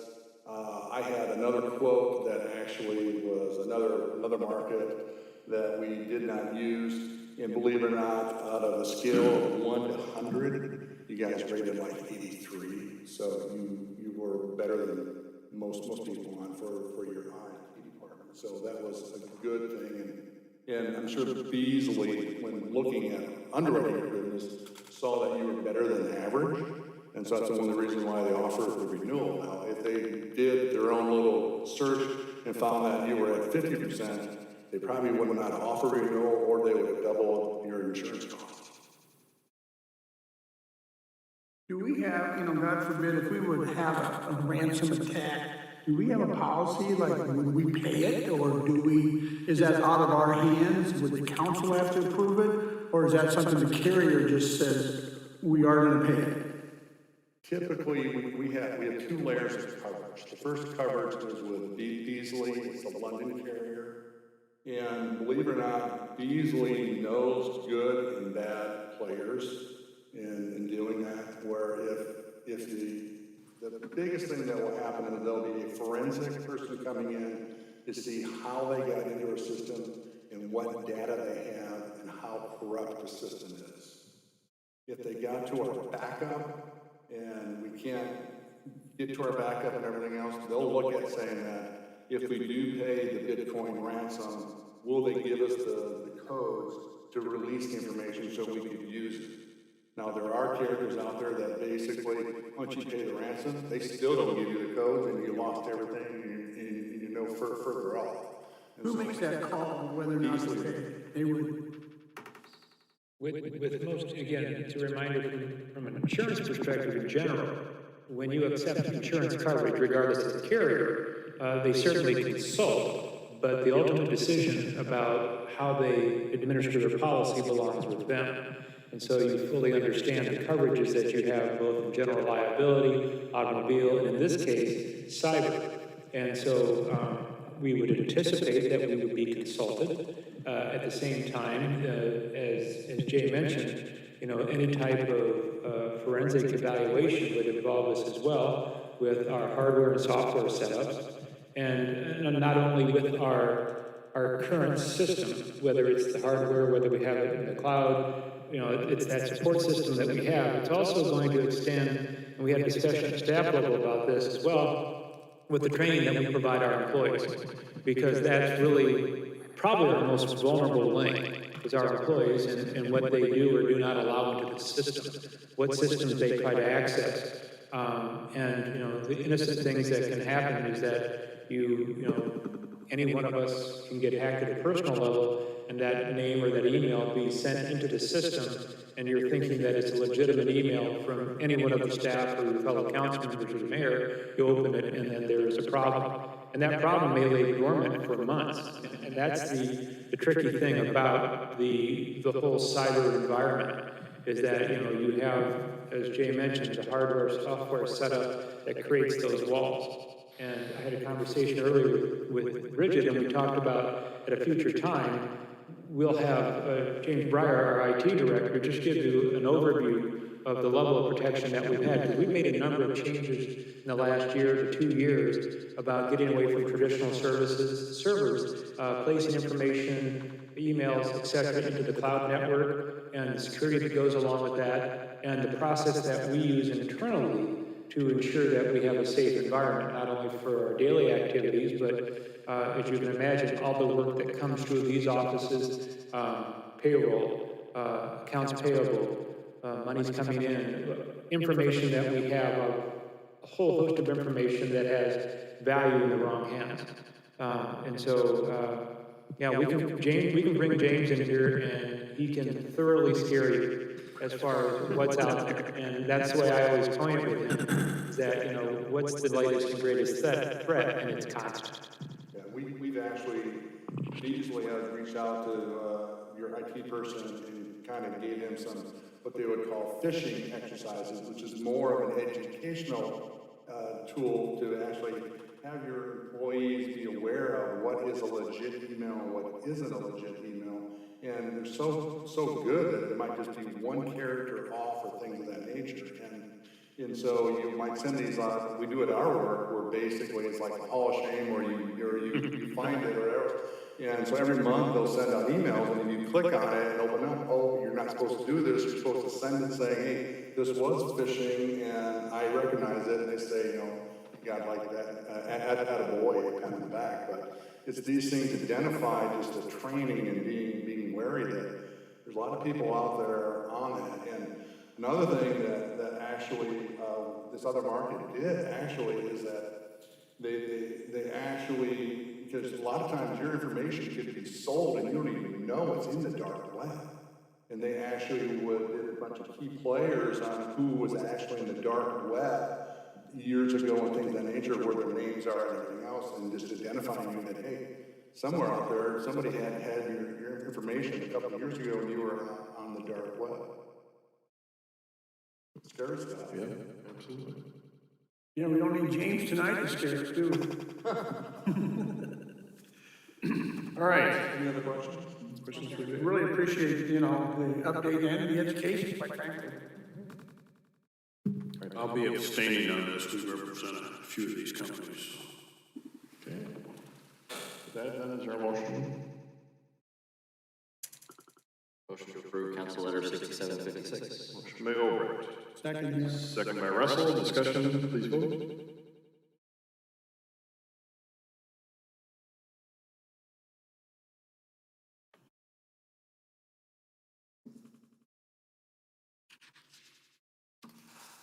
That item passes.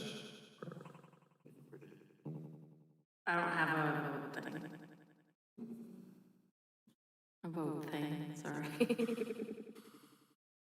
You lost your right to vote. The franchise was taken away. I approve. All right, that passes. Thank you, James, appreciate it. Item 10.4 is to consider the 2080 agreement for the Iowa Confluence Water Trails, Inc. And I believe we have Maggie McClellan from Central Iowa Water Trails online with us. Maggie? Do you want to make a... Good evening, Council. Go ahead. Yeah, go ahead. Oh, good evening, Council. Thank you for having me tonight. Quickly on the delay again, but I am just here to answer any questions. I don't know if AJ is going to fill you in on what we're doing tonight, but I am here for any questions that you all may have before going to vote for participation in the Iowa Confluence Water Trails. Mr. Mayor, members of council, as you'll recall, the presentation to City Council probably about 5 weeks ago from representatives of the Central Iowa Water Trails program. They presented an overview of the project and how it would affect the City of Urbandale. We received a number of documents after that for review. We had a number of questions that legal and risk management and Parks and Recreation Operational brought forward. We addressed those with Maggie, and I think two of the more outstanding issues were, number one, the monetary contribution to the program. And kind of that, be aware of what we're entering into, if that is so the desire of council. That the program as designed now, if you enter into the agreement, the 2080 agreement, this would be a financial commitment for the city for that fiscal year, and then there is I hate to call it a penalty clause, but there's a withdrawal clause, is that if a city chooses to leave the consortium, that there is a time period of 2 years that they have to make their established financial commitment to the organization. As we had a discussion late last week with Maggie, that clarification, and it's much like our other agreements that we have with the Catch Des Moines and Bravo, with DART, is that gives that organization an opportunity to realign itself, and knowing that they're going to lose that money eventually. And so we wanted to make that clear that, you just couldn't leave the agreement without some type of I hate to call it a penalty, but a financial obligation for that operational, for the operation of the organization. The second item of clarification that we wanted to receive was the capital component of this. Earlier on in these discussions, prior to them even coming to council making their presentation, there was some language or there was some interpretation that contributions from various cities would go to assist the city of Des Moines in their capital improvements. And as you can imagine, that raised a lot of ire by some of the potential participants. That language was clarified, and the language, as we received an additional clarification late last week, was that any capital improvements that we make will be the decision of the city council. It will be in conjunction with the established plan as to what we quite honestly know to be something that we agree with as far as the establishment of informational program type of kiosks, if you will, at 2 separate locations in our parks. We have one identified for Barrett Park, and we would identify one for Walker Johnston Park. I think we raised those issues with you previously. So our concern at the staff level was that we could do those at our time, and that we would have the opportunity to have our influence on the design, that they are city projects that we're paying for. We would certainly make available our comments and inform the organization as to what we're doing, and I suspect that there's a lot of commonality in between those, so the deviation I expect would be minimal. But we wanted to clarify that because that was an earlier question that we had, and that there was some concern that maybe this board had veto authority, which they do not on our capital projects. And again, we undertake them at our pace, at our locations. We are fully responsible for the financing of them, as we would with any capital project. And so we did get that clarified. If I'm not mistaken, Maggie, I think there's 3 communities that have signed on at this point in time: the City of Des Moines, the City of Clive, and the City of Johnston. Is that correct? So there's several more that have actually come in over the last couple of weeks. So confirmed, we have Altoona, Clive, Bondurant, Des Moines, Johnston, Polk County Conservation, and Windsor Heights. And so there are several more than on agendas here in the next couple of weeks as well.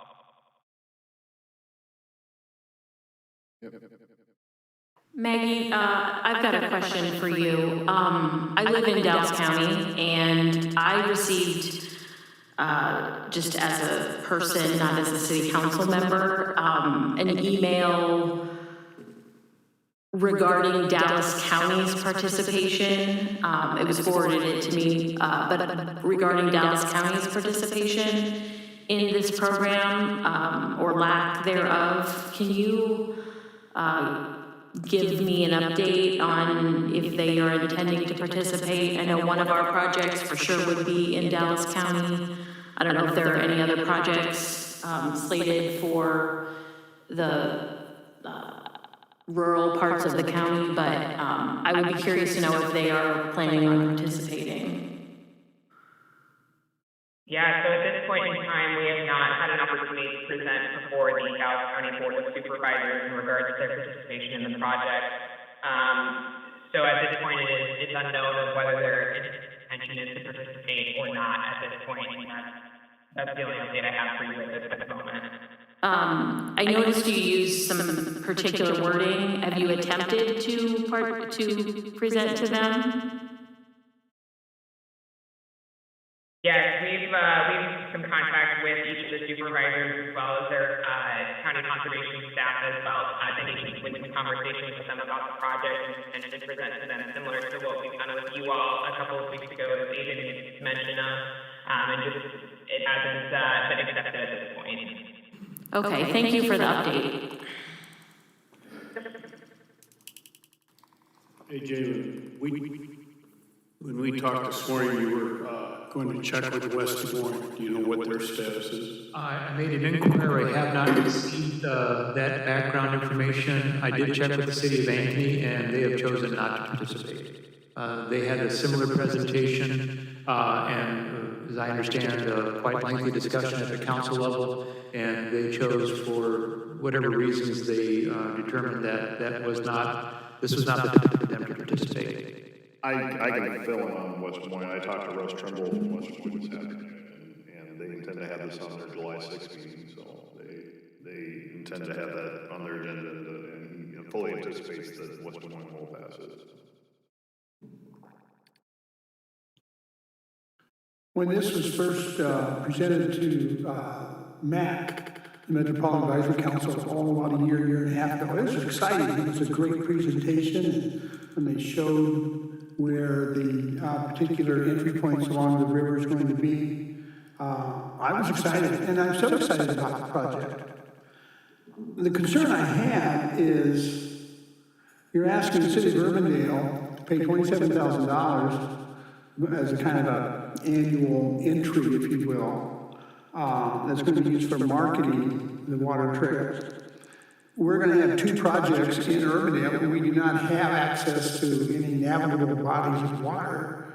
These are two projects that basically were on our drawing board already, and they're projects that we are going to fund and maintain as well. Now, I understand about, being a team player and supporting the Metro. We support DART, we support Bravo, we support Catch Des Moines, and those things. But number one is the concern is the value of Urbandale. It hasn't really been articulated to me. And the second is the withdrawal clause, that you withdraw, you still continue to pay for 2 more years after you've left. And the $27,000 a year, that's not a fixed number. That could go to 37 or whatever number. Can you help out and just give me a little bit, or give us a little bit of assurance that we are getting some value for our $27,000 annual payment? And is there any discussion or any negotiation at all about the exit or termination penalty, that if we decide not to, we're not going to continue to pay for 2 or 3 more years after we exit? But again, it's a great project, and I certainly want to be a team player, Urbandale to be a team player with the rest of the Metro. Yeah, absolutely. Well, I appreciate your comments and your concerns, and I'll try to tackle them each that you just brought forward. So kind of just to touch on your point of what your contribution would be going towards, and really the role of the governing entity will serve a lot of different purposes. The Water Trails project as a whole, as you mentioned, is really a regional quality of life project for everybody in the Des Moines Metro. And so it's providing those enhanced and increased amenities across central Iowa. I think we've seen, especially over the last year and a half, recently this need and this desire for more recreational opportunities. When, as we know, you can find a bike or a kayak anywhere. So there is a desire to have some of these amenities in and around town. And I think that that's going to help us attract more talented workforce as well, and also bring tourism to the area, right? We may have visitors that come specifically to some of the whitewater features of the downtown project, but if they're here for a long weekend, they use the downtown features for one day, and then they're going to be exploring the rest of central Iowa and Des Moines Metro. The centralized governing entity, so you mentioned, these contributions would go towards helping support the operational budget of the governing entity, one piece of which is a marketing plan. So you've heard us discuss kind of Iowa Confluence Water Trails. That is part of a new brand and new marketing that we'll be putting forward as part of the regionalism of this project. This new governing entity as well will serve as a point of contact for the DNR, as well as providing some other communication amongst the jurisdictions. They'll help provide a cohesive user experience with, some signage, doing some consistent long-term maintenance in the waterways. We've heard is a limited resource for a lot of jurisdictions, is providing that maintenance in the water for each of the jurisdictions. Public education and notification. We know that users are currently using the waterways. There's still this lack of education about how to do so safely and the different ways in order to do so. So this regional entity would provide that educational piece for those looking to engage their waterway here in central Iowa. And then the last question or comment that you had was in regards to the termination. So the 2-year kind of sunset or wind down period that AJ spoke to, that's really to help us kind of put together an alternative or a plan B should a jurisdiction decide to terminate their central Iowa water trails. It gives us time to discuss with the new board how we're going to recoup some of those costs that help support the operational budget that will now be pulled out from any jurisdiction leaving with their agreement. So it's the opportunity for us to be able to put together those alternative plans. It would also then be asked the authority in the jurisdiction of the new board that has a representative from each of the jurisdictions to be able to determine what the path forward is for supporting that operational budget. We currently have a funding formula in place that is based on 3 weighted factors of drainage area, access points, and population. So this new board, should somebody decide to terminate their agreement, as you said, would have the authority to be able to decide how that budget is supported moving forward. That includes approving the operational budget, which could include budget costs if they determine that they don't want to support higher annual contributions, as they're saying, above what your set amount is now. It could be the decision that they're okay with reallocating the annual contribution from a jurisdiction that would decide to pull out. It's also a decision to determine how and when a jurisdiction would be able to sign on to the water trail. But in summary, it would be at the decision and the approval of the new board to figure out how that would work. I have a quick follow-up on that. So if you make a decision to move out and there's a rate increase coming, are your future years based off of the day you leave, or do you have to also pay the rate increases? So each rate is determined by each fiscal year, again, dependent upon the budget. And then again, this board would have the authority to determine as the funding formula changes, and the question of if there's a population increase. Does the funding formula change with that increase? Again, a decision of this board to determine if this rate stays, if the funding formula stays the same or follows that rate change. So to answer your question, it would be an annual basis in which we would determine what each contribution would be. So your remaining 2 years would follow that same funding formula and rate as you're speaking to until you are officially terminated from that agreement. So if there's a huge marketing plan push and the fee doubles in essence, because I had an association do this to me personally, we would be on the hook for that doubling for those 2 years? If that is the budget that the board approves to move forward to have that increase of, let's say, the budget that you said, then since it was approved by the board, that would be the budget that would be supported by this contribution. Thanks, Maggie, I appreciate the comments. I guess I want to give you my thoughts on this. I mean, I think, Dave, I appreciate your comments on this. This is a lot, as you said, a lot like the level weather initiatives that we've done. I don't think you can put a tangible dollar for dollar benefit on this, but by the same token, I can see a lot of things that are going to come back to Urbandale. I mean, I don't see a dollar for dollar necessarily. If you look at Bravo carefully, if you look at CVB, if you try to pin that down, you know, it's difficult to do a dollar for dollar comparison, but I certainly see, we've been in those for years and years and years, and I think we all can agree that we have a benefit to it, and our residents benefit from our participation in that, and I see that the same way here. The other thing that we haven't discussed, we did discuss at the meeting before, haven't discussed tonight, is water quality and how this initiative is going to improve water quality in our region. And so, you know, we've talked about drinking water, and we're going to continue talking about drinking water, how that is critical to our region. And I think a side benefit that Urbandale residents will certainly get from this is what the initiative will do to improve drinking water in our area as well. So I would encourage the council to support this. You know, I understand the issues on possible exits. I guess I don't want to. I know we have to be cognizant of if things aren't going the way we planned, what our exit strategy might be. But again, I think maybe we're looking at it from the standpoint of that's not maybe the right way to look at it tonight. Let's look at this with what the benefits we have from this, and you know, we're going in this as part of the region, and we're going to be a member of this region to do this. I just have one quick question for Maggie, and Bob, I appreciate your comments, and I don't mean to talk after you because that was a nice closing remark, but just one question on our projects. While Urbandale doesn't have navigable waterways where you could launch a kayak or a boat, if there's a map done or an app developed that has all of these locations listed, are Urbandale parks going to qualify for that, and will they be given the same prominence that other water parks and trails will be in the metro? I just want to make sure we're getting the same amount of publicity everybody else does, even though our water facilities may not be as robust as some communities are. Yeah, great question. And the answer is absolutely. We're actually currently going through a website build right now, which will eventually turn into an app, as you mentioned.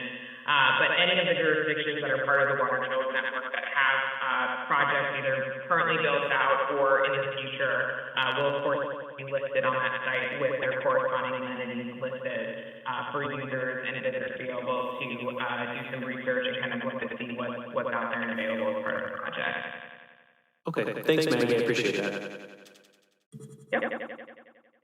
Well, I think this is a great project. You will not see me generally out on the water. I have a pretty healthy fear of lakes and things like that. But I think this is just a fantastic Central Iowa project that I'm proud that hopefully Urbandale will be a part of, just to make our entire metro more attractive to workforce and visitors and more entertaining for those that have already chosen to reside here. Yes, that is a motion. I move Council Letter 6773 with much appreciation. Montgomery. There's a second. We have a second. I'll second the motion. Second by Caduce. Any further discussion? Now please vote.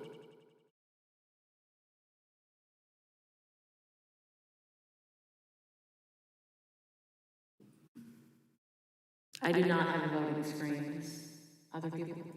Too excited. I did, I was too excited. I'll have to, I can voice. I just know Madam's staring at me because I'm not voting. Got that stare down look. Got that down look down the line. I thought somebody might want to make the second, so I didn't want to jump on somebody. Councilmember Carter Montgomery, I'll take a voice vote for you. Okay, I vote yes. All right, that item passes. Thank you. Passes unanimously. All right, thank you, Maggie. We are on board, so appreciate it. All right, that takes us to the end of our regular agenda tonight. Mayor and Council members, Ron? Besides having grandchildren here? A couple of things. The first one, I want to thank Urbandale and I suspect Derek for mentioning Metro Waste's push to get people pictures of recycling. I think that's something we all need to do a lot if we're going to preserve it. We have a terrific landfill, I can tell you that as being chair, but there's only so much space out there, so whatever we can recycle is better. The other one, my son Colin wanted to tell everyone that they left due to bedtimes, not boredom. So. Bridget. I had the opportunity on Monday to participate in the DART van donation send-off with council member Trimble from West Des Moines and Councilman Mandelbaum from Des Moines and Supervisor Connolly. I was able to participate because we gave a van to an Urbandale entity, Shalom Covenant Church. They were established in 2010 to bring together various refugee communities and unite them in worship in their native languages. Since then, Shalom has helped provide services to refugees, navigate daily life, and help individuals integrate through offering educational opportunities such as ESL classes and educational assistance to refugee youth who often have challenges with transportation as their parents work varied hours. And I was very happy to meet Pastor Eugene Kiruhura. Yes, he was incredibly excited. In every picture, he held the keys. I'm waiting for DART to push those out. But he had letters of reference for the organization from the governor, from Mayor Bob, from the Board of Supervisors. Their primary focus is to refugees from Congo and Burundi. So I was very excited to participate in that. We also sent out six buses, or 6 vans, and all mostly to youth-oriented organizations. They were just all lined up there for the DART. It was pretty cool to see them all drive off. And I guess Russ got to do one in West Des Moines on Friday. There were kids there, and they were all hanging out in the van and how great this was, and there was air conditioning, and they were all just very excited. So just wanted to thank our ongoing support of DART and their incredible mission and the way that they give back to all of our communities. Yeah, I'm glad to hear that. I didn't realize that. Eugene is doing great things in our community. Yeah, so I am hopeful to meet with him and learn more about Shalom. But he was very excited. It just made me so proud to be able to see him so happy with the keys to 15 Pastors Van. I know he's been working on it. I was proud to write a letter for him, so I'm glad he got it. So thank you. Adam. Can't follow those. David. I'd like to thank Ron for getting the candy, and it was a big box of candy, and looking forward to July 4th. We pray in details, and I'm sure Nicole has worked out. Show up without candy, we're going to assume that you ate it. Let's see, there were 12 bags of 3.5 pounds each, so that's like 42 pounds of candy. And then plus, I know my wife will add to it, so I'm saying 50 pounds easy. My kids could probably take one of those bags between now and Saturday, at least one. Provided it's allowed, I don't think you ever want to show up at the Urbandale Parade without candy, or you'll be run out of time. Just a quick, I don't know whether it was Adam or I that had the low score, but we both participated in the Urbandale Education Foundation's Brad Pitt Memorial Golf Tournament this week. I didn't get a total as to what they raised, but it was very well attended. It's always a great event, and they raise money to give grants to teachers to be able to fund things that are outside the school's budget. It's a great event. It's a great memorial to Brad Payton, but it's also just a great event to raise money, and the money goes directly back to our school district. So it's a great event. And then next council meeting, I got to work with Jan because I see there's a Battle of the Burbs 5K race that's coming up in August that if anybody wants to, I'm going to sign up. So, but I want to know, I'm going to talk to Jan if there's anything we can do to help promote it, because we get some dollars back for Curtis. Okay, well, count me in. I'm a slow runner, but I will be there. So. Yeah, we've been working, actually we were supposed to do it last year for the first year, and obviously that got sidelined by COVID, so this is the first year. Before it's been Waukee, Clive, and West Des Moines, and they added, Nick added Urbandale. last year, so Jan and I had gone to some planning meetings, we were getting all excited about doing it, and then COVID hit, so. It's glad that we're able to do this, and it's gonna be a benefit to Barrett Park. We designate Barrett Park as our recipient for that, so. Well, if you need some help promoting it, let me know. I'll gladly run. Get it out on social media, because every Urbandale resident we get signs up, it counts toward our goal, right? So. Yeah.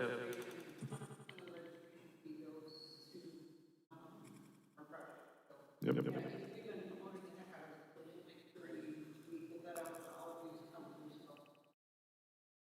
And also a follow-up on Eugene, this is another side note on him, but I did notice they also, I introduced him to another pastor of City Point Church in Urbandale, and they teamed up to do a vacation Bible school together, and what was neat to see is kids of all different races working and being together in vacation Bible school. I think they're really working to break down race barriers there too, so that's. Well, I had not heard that, but that's, we are so fortunate that we have a relatively large immigrant population that we have here in Urbandale, and that's great to be able to see them joining forces with some of our other churches. Is that the church that gives away food every week? Yes, Pastor Nick, their mission is to try to help our community. Yeah, They've asked us over and over what they can do. They've been doing a fantastic job. I haven't been out to visit it, but I see it on Facebook, the food giveaway every week, which has been very important. I know that UCAN is partnering with the school district to offer lunches most days of the week. I volunteered for a couple shifts in July coming up, but that'll get food out directly into the kids' hands at some of our parks and schools and apartment buildings. All right, I got a couple things. I think we have a little event this weekend. It's about 4th of July. But again, Nicole, thank you for your organization on that, and AJ for organizing our participation. It's good to get back to a grand celebration like we usually do in Urbandale for the 4th of July. So thanks for everybody's help on that. And I had a little birdie tell me that I think, AJ, you have a new addition to your family. Do you care to mention anything? Grandson number 2, and 5:21 today, Charlotte time. He'll join little brother. So his little brother's excited. My wife's out there helping out. But yes, my son and daughter-in-law, number 2, Asher Wyatt Johnson. He joins Asher Alec Lawrence Johnson V, his brother. And so I have Alec, my son, Asher, Austin, and then there's AJ. So that sounds like a very terrible rock band. But we're excited, according to my daughter-in-law, that we better be, because this is the last one. She went into, yesterday she went to the hospital, so she's in for 24 hours. So I can certainly appreciate that. Yeah, we're excited. Everybody's healthy, and it's going to be fun having another grandson. Congratulations. Oh, thank you. August is when I'm going out. My wife is thrilled and loves to be out there. I want them to get a little bit more formed before I see them. I have other grandchildren as well. So. I'm brutally honest with my grandchildren, but I love them dearly. So. They won't be potty trained. They won't be potty trained. We're just excited to have them there. So, yes, great addition. Thank you very much. I appreciate that. All right, with that, is there one more thing, Mr. Mayor, if I may? We had, I'm looking for a consensus, if you are agreeable, that we'll bring back to you on July 13th, a contract for services with Ann Seltzer for the pool project. If there's a consensus, we'll bring it back. That's fine with that. Okay. Thank you very much. Then with that, we have a motion in a second to adjourn. Is that a motion? Motion to adjourn.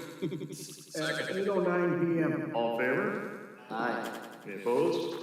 Okay, we are adjourned. Thank you, everyone.